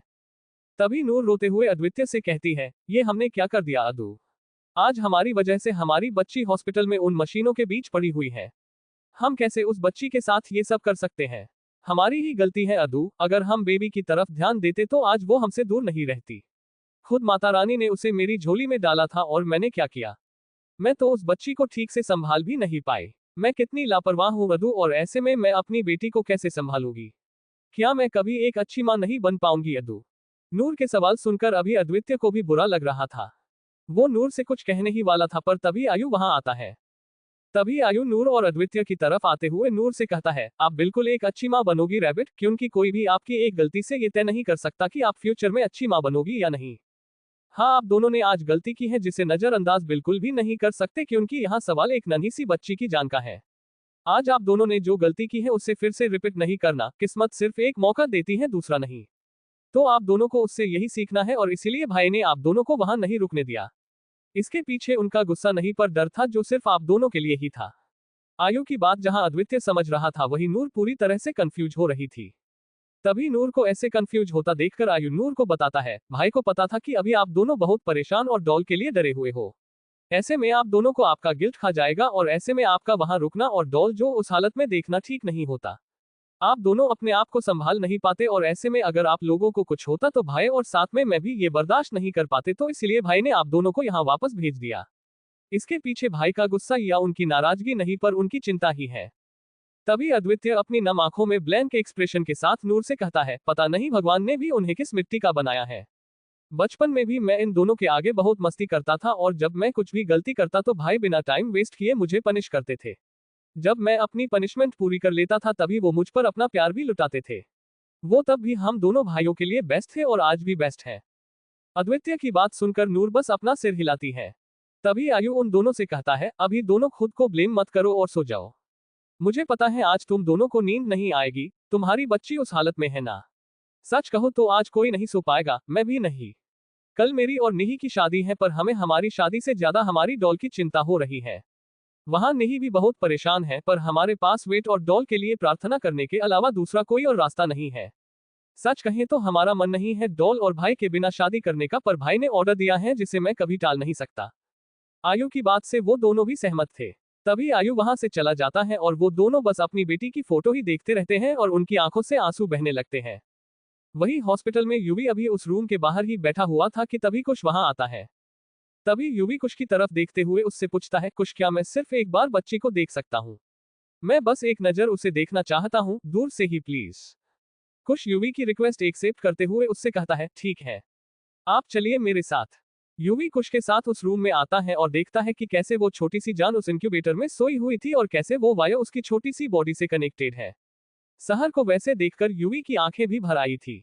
एपिसोड 119। आज आयु और निही की शादी थी पर किसी के भी चेहरे पर वो रौनक नहीं थी जो एक शादी वाले घर के लोगों के चेहरों पर होती है। यहाँ तक कि खुद आयु और निही भी उदास थे और रहेंगे भी क्यों नहीं। उनकी नन्ही सी डॉल इस वक्त हॉस्पिटल में थी। अभी नूर निही के रूम में बैठी हुई थी पर उसका ध्यान किसी भी चीज पर नहीं था। उसका पूरा चेहरा लाल और मुरझाया हुआ सा लग रहा था। वहीं निही भी अपने आप को, अपने आंसुओं को कंट्रोल करने की बहुत कोशिश कर रही थी। निही ने अभी शादी का जोड़ा पहना था और वहां मौजूद मेकअप आर्टिस्ट निही का मेकअप कर रही थी, जो निही ने उसे बिल्कुल लाइट मेकअप करने के लिए कहा था। वहां नूर के अलावा बाकी गर्ल्स भी थी और वो भी सैड थी। वहीं नीचे शादी के मंडप में आयु पंडित जी के पास बैठा हुआ था और जो पंडित जी उसे करने के लिए कह रहे थे आयु चुपचाप वो कर रहा था। अद्वितीय अभी आयु के पीछे बैठा था पर उसका ध्यान तो उसकी बेटी की तरफ ही था। उसे बस यही चिंता खाए जा रही थी कि उसकी बच्ची ठीक होगी या नहीं। कल से लेकर अब तक उसने ना जाने कितनी बार यूवी और कुश को फोन किया और उन दोनों ने उससे एक ही बात बताई कि अब तक सहर को होश नहीं आया है। वो अपने बच्ची को देखने के लिए, उसे अपनी गोद में लेने के लिए तड़प रहा था पर वो अभी कुछ भी कर नहीं पा रहा था सिवाय अपने आप को अपनी लापरवाही के लिए कोसने के। वही आयु को जल्दी से ये शादी करके फ्री होना था ताकि वो निही के साथ जाकर उसकी डॉल को देख पाए। कल रात को सबकी तरह वो दोनों भी ठीक से सोए नहीं थे और उन्हें कैसे भी करके उनकी छोटी सी डॉल से मिलना था, तो उन्होंने तय किया कि जैसे ही उनकी शादी हो जाएगी और वो फ्री हो जाएंगे वो पहले हॉस्पिटल जाकर सहर को देखेंगे। भले ही वो छोटी सी बच्ची उनमें से किसका भी खून नहीं थी, पर इन दिनों में जो जगह उस बच्ची ने उन सबके दिलों में अपने लिए बनाई थी और जो रिश्ता उस बच्ची का सबसे बन चुका था, उसे शब्दों में तोल पाना, उसे बयान करना बहुत मुश्किल था। उस छोटी सी बच्ची में सबकी जान बसती थी और शायद अद्वितीय और नूर के लिए तो वो उनकी पूरी दुनिया बन चुकी थी।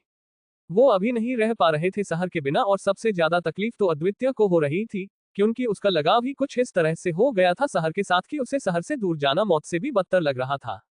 पहले अद्वितीय की कमजोरी उसकी नूर, उसकी एंजल थी, पर अभी उसमें शहर का भी नाम चढ़ चुका था। शायद वो अपनी बच्ची के लिए किसी की जान लेने के लिए या फिर अपनी जान देने के लिए भी तैयार हो जाएगा। अब आगे, जब पंडित जी दुल्हन को लाने के लिए कहते हैं तभी निही गर्ल्स के साथ वहां आती है और आयु के पास बैठ जाती है। मैं आयु और निही की शादी स्किप कर रही हूँ, पर आप लोग उसे इमेजिन कर सकते हैं। अभी उन सबके चेहरे पर स्माइल तो थी, पर वो बिल्कुल झूठी थी। वो वहां मौजूद गेस्ट के सामने स्माइल तो कर रहे थे, पर सिर्फ उन्हें ही पता था कि इस स्माइल के पीछे उन्होंने क्या कुछ नहीं छिपा कर रखा है। आयु और निही की शादी हो जाती है और तभी निही आयु की तरफ देखते हुए उससे कहती है, आयु अभी तो हमारी शादी भी हो गई, तो अब हम हॉस्पिटल चलते हैं ना। मुझे मेरी नन्ही सी डॉल को देखना है। तभी आयु कुछ कहने ही वाला था, पर समीर निही से कहता है, निही तुम यहाँ से सीधा हॉस्पिटल नहीं जा सकती, तो विदाई तक वेट करो और उसके बाद पैराडाइज से हॉस्पिटल चले जाना, ठीक है।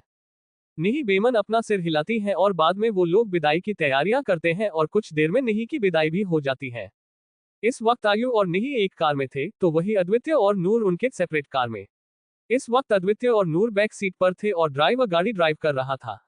अद्वितीय ने नूर का हाथ पकड़ा हुआ था कि तभी अचानक से नूर के हाथ पर अद्वितीय के आंसू गिरते हैं। जब नूर अद्वितीय की तरफ देखती है तभी उसे अद्वितीय रोते हुए दिखता है।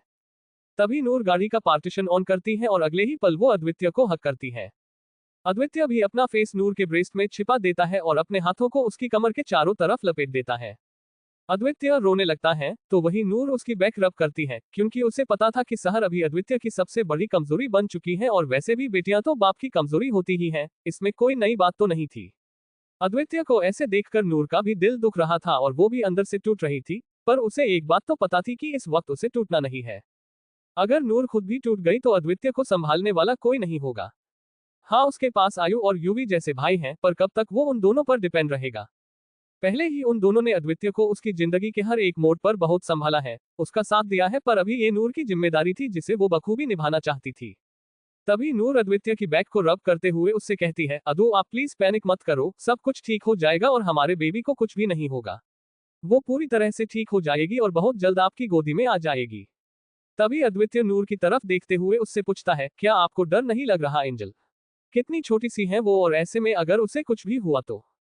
तभी नूर अद्वितीय के फेस को अपने हाथों में लेते हुए उससे कहती है, उसे कुछ भी नहीं होगा अदु, माता रानी का आशीर्वाद है उसके साथ और अभी वही हमारे बच्चे की रक्षा करेगी।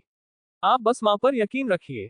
तभी अद्वितीय नूर से पूछता है, आप ऐसे टाइम पर इतने शांत और स्ट्रॉन्ग कैसे रह सकते हो? मुझसे तो नहीं हो रहा है एंजल। तभी नूर अद्वितीय की आंखों में देखते हुए उससे कहती है, मैं अभी सिर्फ एक वाइफ नहीं पर एक माँ भी हूँ। हाँ, मैंने उसे जन्म नहीं दिया पर उसकी माँ तो हूं ना। शायद यही रीजन है जिसने मुझे इतना स्ट्रॉन्ग बनाया है, क्योंकि एक माँ कभी कमजोर नहीं होती अदु। वक्त आने पर वो अपने बच्चे के लिए क्या कुछ नहीं कर सकती, जिसका अंदाजा खुद उसे भी कभी नहीं होगा। मैं भी माँ हूं ना, और यही मुझे हिम्मत दे रहा है और मेरा दिल कह रहा है कि हमारी दुनिया, हमारी बच्ची को कुछ नहीं होगा। आप प्लीज डरो मत और बस भगवान पर भरोसा रखो। नूर की बात सुनकर अद्वितीय बस अपना सिर हिलाता है। तभी वो नूर का हाथ पकड़ते हुए उससे कहता है, भाई ने कल सच कहा था कि जब हमारी बेबी हमसे दूर रहेगी तभी जाकर हमें उसकी असली अहमियत पता चलेगी। हम उसके बिना एक हस्बैंड वाइफ तो बन सकते हैं, पर उसके बिना माँ बाप नहीं बन सकते, और उसके बिना हमारा कोई वजूद ही नहीं है एंजल। वो हमारे लिए हमारी लाइफ का वो अनमोल हिस्सा है, जिसके बिना हम कुछ भी नहीं है। वो हमारे लिए सबसे बड़ी ब्लेसिंग है और हमने ही उसे अनदेखा कैसे कर दिया। शायद इसी की सजा हमें मिल रही है, जो आज हम अपनी बच्ची को देखने के लिए, उसे छूने और उसे अपनी बाहों में लेने के लिए भी तरस रहे हैं। हम हमारी बच्ची के बिना कुछ भी नहीं, पर अधूरे हैं एंजल। नूर भी अद्वितीय की बातों से पूरी तरह से सहमत थी। कुछ देर बाद वो लोग पैराडाइज पहुंचते हैं और नूर निही का गृह प्रवेश करवाती है, और उसके बाद अद्वितीय आयु और निही से कहता है, आप दोनों जाकर जल्दी चेंज कर लो, तब तक हम भी चेंज करते हैं और फिर हम हॉस्पिटल चलते हैं। भाई कल से वही हैं, उन्हें भी तो रेस्ट चाहिए, तो आज हम उन्हें घर भेज देंगे। वो अद्वितीय की बात से सहमत होते हुए उनके रूम में जाते हैं और फिर जल्दी जल्दी चेंज करके नीचे आते हैं और फिर साथ में एक ही गाड़ी में हॉस्पिटल के लिए निकलते हैं। वही दूसरी तरफ हॉस्पिटल में सहर अभी भी वही उसी रूम में उन मशीनों के बीच में थी। यूवी खुद बहुत परेशान था, क्योंकि सहर को अभी तक होश नहीं आया था और इसी वजह से अभी उसे डर लग रहा था। तभी कुश वहां आता है और उसे देखकर यूवी उससे पूछता है, कुश अब तक बेबी को होश क्यों नहीं आया? वो ठीक तो है ना? यूवी सच में बहुत घबराया हुआ था, जिसे देखकर कुश को बुरा लग रहा था। यूवी रात भर 1 मिनट के लिए भी सोया नहीं था और ना ही वो अपनी जगह से हिला था। वो हर वक्त वही था और वेट कर रहा था कि कब उसकी बेबी प्रिंसेस को होश आएगा और वो यूवी को अपनी प्यारी सी स्माइल देगी। तभी कुश यूवी की तरफ देखते हुए उससे कहता है, अभी घबराने वाली कोई बात नहीं है युवराज सर, वो तो बच्ची अभी बहुत छोटी सी है जिसकी वजह से उसे ज्यादा केयर की जरूरत है। अभी तो आप लोगों को बच्ची का थोड़ा ज्यादा ध्यान रखना होगा। तभी अद्वितीय पीछे से आते हुए कुश से कहता है, तू उसकी चिंता मत कर कुश, और अभी हमारी वजह से हमारी बच्ची को कभी कोई भी प्रॉब्लम नहीं होगी। हम एक गलती बार बार रिपीट नहीं करेंगे और वो गलती तो बिल्कुल भी नहीं जिससे हमारी बच्ची को तकलीफ हो। तभी यूवी आयु और निही को वहां देखकर उनसे पूछता है, तुम दोनों इस वक्त यहाँ क्या कर रहे हो? तुम्हें तो घर पर होना चाहिए था, तो यहाँ क्यों आए? तभी आयु यूवी से कहता है, भाई हमारी छोटी सी डॉल यहाँ है, तो ऐसे में हम घर पर आराम से कैसे रह सकते हैं, और आपके कहने पर हमने आज ही शादी कर ली ना, तो आप अभी हमें हमारी डॉल को मिलने से नहीं रोक सकते। यूवी को पता था कि आयु उसकी ये बात नहीं सुनेगा और ना ही नहीं मानेगी, इसलिए वो चुप बैठता है। तभी आयु कुश की तरफ देखते हुए उससे पूछता है, हमें हमारी डॉल से मिलना है, उसे देखना है। प्लीज हमें एक बार उसे देखने दो। तभी कुश पहले यूवी की तरफ देखता है और फिर अद्वितीय की तरफ।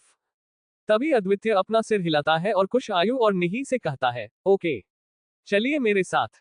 वो दोनों कुश के साथ चले जाते हैं और इधर अद्वितीय और नूर को बहुत ज्यादा बुरा लगता है कि सब शहर को मिल पा रहे थे, दूर से ही सही पर वो एक नजर उसे देख तो पा रहे थे, पर अद्वितीय और नूर को तो अपनी बच्ची को एक नजर देखना भी नसीब नहीं था। इस वक्त नूर तड़प रही थी, रो रही थी अपनी बच्ची को एक नजर देखने के लिए, और यही हाल अद्वितीय का भी था। उसकी आंखें भी अभी पूरी तरह से लाल हो चुकी थी और सूज भी चुकी थी। यूवी को सब कुछ बर्दाश्त था और वो सब कुछ देख सकता था, पर अपने बच्चे अद्वितीय को ऐसे रोता हुआ नहीं। अद्वितीय और आयु में तो यूवी की जान बसती थी और अद्वितीय यूवी का लाडला था, तो ऐसे में वो कैसे उसे रोने देता। वही नूर भी यूवी के दिल के बहुत करीब थी। अगर अद्वितीय यूवी का बेटा था तो नूर उसकी बेटी थी, तो वो नूर के भी आंखों में आंसू नहीं देख सकता था। पर इस वक्त वो दोनों बहुत बुरी तरह से रो रहे थे, जिसकी वजह से यूवी को बहुत तकलीफ हो रही थी। एपिसोड 120। तभी यूवी अद्वितीय और नूर की तरफ देखता है और उन दोनों के आंसू पोंछते हुए उनसे कहता है, जाओ जाकर देख लो अपनी बच्ची को। यूवी की बात सुनकर वो दोनों उसकी तरफ देखते हैं। तभी अद्वितीय रोते हुए यूवी से पूछता है, आप मजाक नहीं कर रहे हो ना भाई? हम सच में जाए? तभी यूवी अद्वितीय का फेस अपने हाथों में लेते हुए उससे कहता है, मैं कोई मजाक नहीं कर रहा हूँ अदू, तुम दोनों सच में जाकर देख सकते हो बेबी को। जैसे सहर तेरी बेटी है, वैसे ही तू मेरा बच्चा है अदू, और मैं अपने बच्चे को रोता हुआ कैसे देखूं? वैसे भी तुम दोनों को तुम्हारी गलती रियलाइज हुई है और मुझे पता है कि तुम दोनों आगे से ऐसा कुछ भी नहीं करोगे, तो मैं तुम्हें एक चांस दे रहा हूँ, इसे मत जाने देना और अपनी बच्ची का बहुत ध्यान रखना।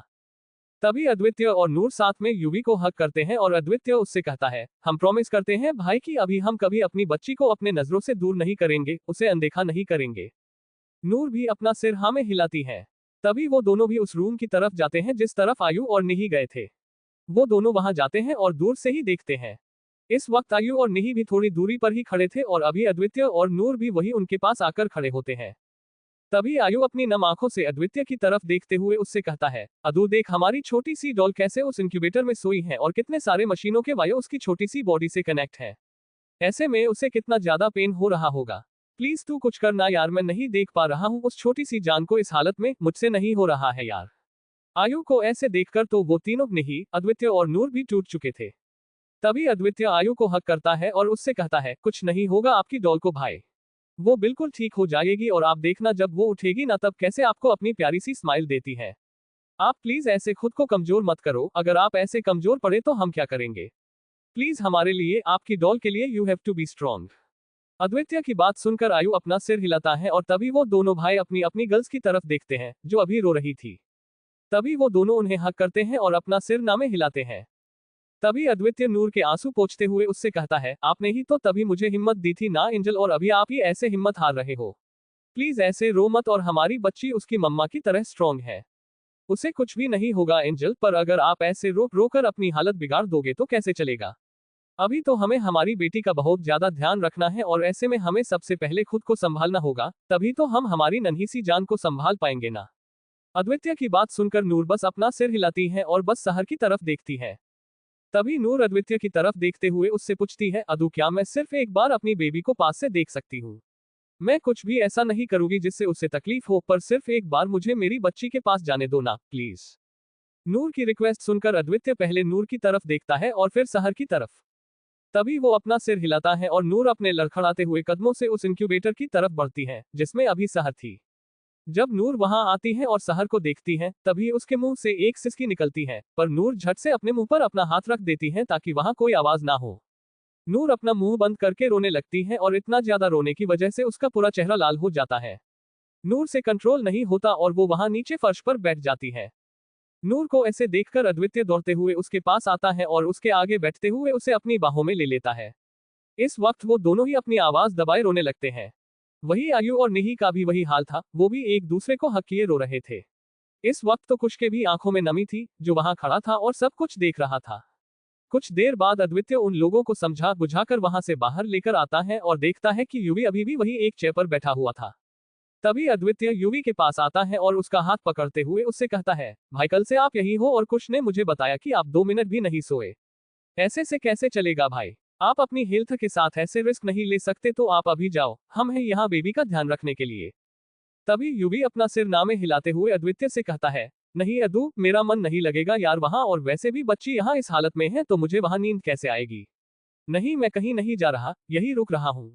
तभी अद्वित्य आयु की तरफ देखता है क्योंकि उसे पता था कि युवी तो इतनी आसानी से मानने वाला नहीं है। तभी आयु भी उन दोनों के पास आता है और युवी को समझाते हुए उससे कहता है, प्लीज भाई हमारी बात को समझने की कोशिश करो, क्योंकि अगर आपको कुछ हो गया तो आपके बच्चे बिखर जाएंगे भाई। आपके अलावा हमारा कोई नहीं है और हम आपको बुरी हालत में नहीं देख सकते। आप ही तो हमारी स्ट्रेंथ हो ना, और आप ही से तो हमें इतनी ताकत मिलती है।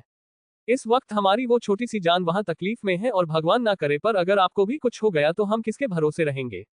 हम टूट जाएंगे भाई, और आप नहीं चाहते ना कि आपके अदू और आयु ऐसे बिखरे। तभी युवी अपना सिर नामे हिलाता है। तभी आयु आगे युवी से कहता है, तो भाई प्लीज आप हमारी बात मानो, घर जाओ और जाकर थोड़ा आराम करो और कुछ खा भी लेना। तभी युवी आयु से कुछ कहने ही वाला होता है पर अद्वित्य उसे रोकते हुए उससे कहता है, आपको बेबी सहर की कसम भाई, आप जाकर सबसे पहले कुछ खाएंगे और फिर आराम करेंगे। हम हैं यहाँ उसके लिए, और मैं आपसे वादा करता हूँ कि जैसे ही बेबी को होश आएगा मैं या फिर आयु भाई में से कोई एक तुरंत आपको कॉल करेगा, पर अभी के लिए आप घर जाओ। यू नीड रेस्ट भाई। तभी युवी अपना सिर हिलाते हुए उनसे कहता है, ठीक है, मैं घर जा रहा हूँ, पर जैसे ही बेबी को होश आए मुझे बता देना। वो दोनों उससे हाँ में जवाब देते हैं और युवी एक नजर सहर को देखकर वहां से चला जाता है। युवी के जाते ही वो लोग वही उस रूम के बाहर बैठते हैं और बस इंतजार करते हैं कि कब उनकी छोटी सी परी उठेगी और वो लोग उसे अपनी गोद में लेकर उस पर अपना प्यार बरसाएंगे। इसी तरह से वो दिन भी निकल जाता है और उन चारों को ना ही कुछ खाने की सुध होती है और ना ही एक पल के लिए वो अपनी आंखें बंद करते हैं। अगली सुबह अभी युवी भी वही मौजूद था और उसके साथ सभी बच्चे और समीर भी थे। वो सभी बस भगवान से प्रार्थना कर रहे थे कि तभी कुश वहां आता है और उन सब की तरफ देखते हुए अपनी छोटी सी स्माइल के साथ उनसे कहता है, सहर उठ चुकी है और अभी आप लोग उससे मिल सकते हैं, पर दो दो लोग। तभी वो तीनों युवी, आयु और निही अद्वित्य और नूर की तरफ देखते हैं, तो वही अद्वित्य और नूर एक दूसरे की तरफ देखते हैं जैसे वो आंखों ही आंखों में कुछ बातें कर रहे हो। तभी अद्वित्य युवी की तरफ आते हुए उससे कहता है, हमारी जान से सबसे पहले उसके बड़े पापा मिलेंगे, क्योंकि जब हम लोग यहाँ नहीं थे तब आप ही उसके साथ थे। बेबी को सबसे पहले देखने या फिर उससे मिलने का हक आपका और समीर अंकल का है। अगर अंकल उसे वक्त पर यहाँ लेकर नहीं आते तो पता नहीं हमारी बच्ची का क्या होता। तो आप दोनों जाकर उससे मिलो। तभी युवी अपना सिर नामे हिलाते हुए उससे कहता है, नहीं अदू, बच्ची से सबसे पहले मिलने का हक तेरा और प्रिंसेस का ही है। माना कि तुम दोनों ने गलती की, पर उसकी सजा भी तुम दोनों भुगत चुके हो और उस पर तुम उसके मम्मा डैडा हो। ऐसे वक्त पर एक बच्चे को सबसे ज्यादा जरूरत उसके पेरेंट्स की होती है और वो तो नन्ही सी जान है, ऐसे में हमारा नहीं पर तुम दोनों का उसके पास जाना सही होगा। तबीयत की वजह से वो अभी थोड़ी चिड़चिड़ी हो गई होगी और ऐसे में उसे हम लोग नहीं तुम दोनों उसके पास चाहिए होंगे। तो अभी ज्यादा सोचो मत और जाओ जाकर मिलाओ अपनी बच्ची से। तभी समीर भी युवी की बात से पूरी तरह से सहमत होते हुए अद्वित्य और नूर से कहते हैं, युवराज बिल्कुल ठीक कह रहा है बच्चों, और मैं उसकी हर बात से सहमत हूँ। वो बच्ची अभी बहुत छोटी है और ऐसे में उसे तुम दोनों की ज्यादा जरूरत है, तो जाओ उसे ज्यादा इंतजार मत करवाओ। उन दोनों की बात सुनकर वो दोनों अद्वित्य और नूर एक दूसरे की तरफ देखते हैं और तभी अद्वित्य अपना सिर हिलाता है। तभी अद्वित्य नूर का हाथ पकड़ते हुए उससे पूछता है, तो चले एंजल, हमारी छोटी सी दुनिया, हमारी बेटी अंदर हमारा वेट कर रही होगी। तभी नूर उसे हमें अपना जवाब देती है और वो दोनों एक नजर उन सब की तरफ देखते हैं जो उन दोनों को अपनी छोटी सी स्माइल दे रहे थे। तभी वो दोनों अंदर जाते हैं और देखते हैं कि कैसे उनकी नन्ही सी जान अपनी प्यारी और मोटी मोटी आंखों से टुकुर टुकुर इधर से उधर देख रही थी। तभी अद्वितीय और नूर उसके पास आते हैं और जैसे ही सहर की नजर उसके मम्मा डैडा पर पड़ती है और उसकी आंखों में पानी आ जाता है।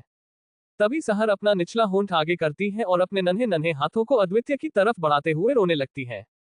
उसे यूं रोता हुआ देखकर उन दोनों के दिल की धड़कनें तेज हो जाती हैं और अद्वितीय झट से पर बहुत ध्यान से सहर को अपनी गोद में उठाता है। तभी वो सहर को अपने सीने से लगाता है और तभी अद्वितीय की आंखों से भी कुछ आंसू गिरते हैं। वो सहर को अपनी गोद में लेते हुए उसे चुप कराने लगता है। शशश बच्चा, देखो डैडा आ गए आपके पास और मम्मा भी है। We are so sorry baby, हमारी वजह से आपको इतनी तकलीफ हो रही है। सिर्फ एक बार हमें माफ कर दो बच्चा, और डैडा आपसे प्रॉमिस करते हैं कि हम फिर से आपको ऐसे अकेला नहीं छोड़ेंगे, कभी नहीं बेबी। तभी अद्वितीय थोड़ी देर सहर को इधर से उधर लेकर घूमता है और कुछ देर में वो थोड़ी शांत हो जाती है और नूर की तरफ उसके बाहों में जाने के लिए करती है। तभी अद्वितीय नूर की तरफ देखते हुए उससे कहता है, लो एंजल, हमारी बेबी को उसकी मम्मा के पास जाना है। तभी नूर अद्वितीय की गोद से सहर को लेती है और फिर उसके छोटे से फेस पर किस्सेस करने लगती है। तभी नूर सहर के माथे पर बार बार किस करती है, पर उसकी आंखों से लगातार आंसू बहते हैं। तभी वो सहर को अपने दिल के करीब पकड़ते हुए उससे कहती है, मेरा बेबी, मेरा बच्चा, आई एम सॉरी, धन्यवाद।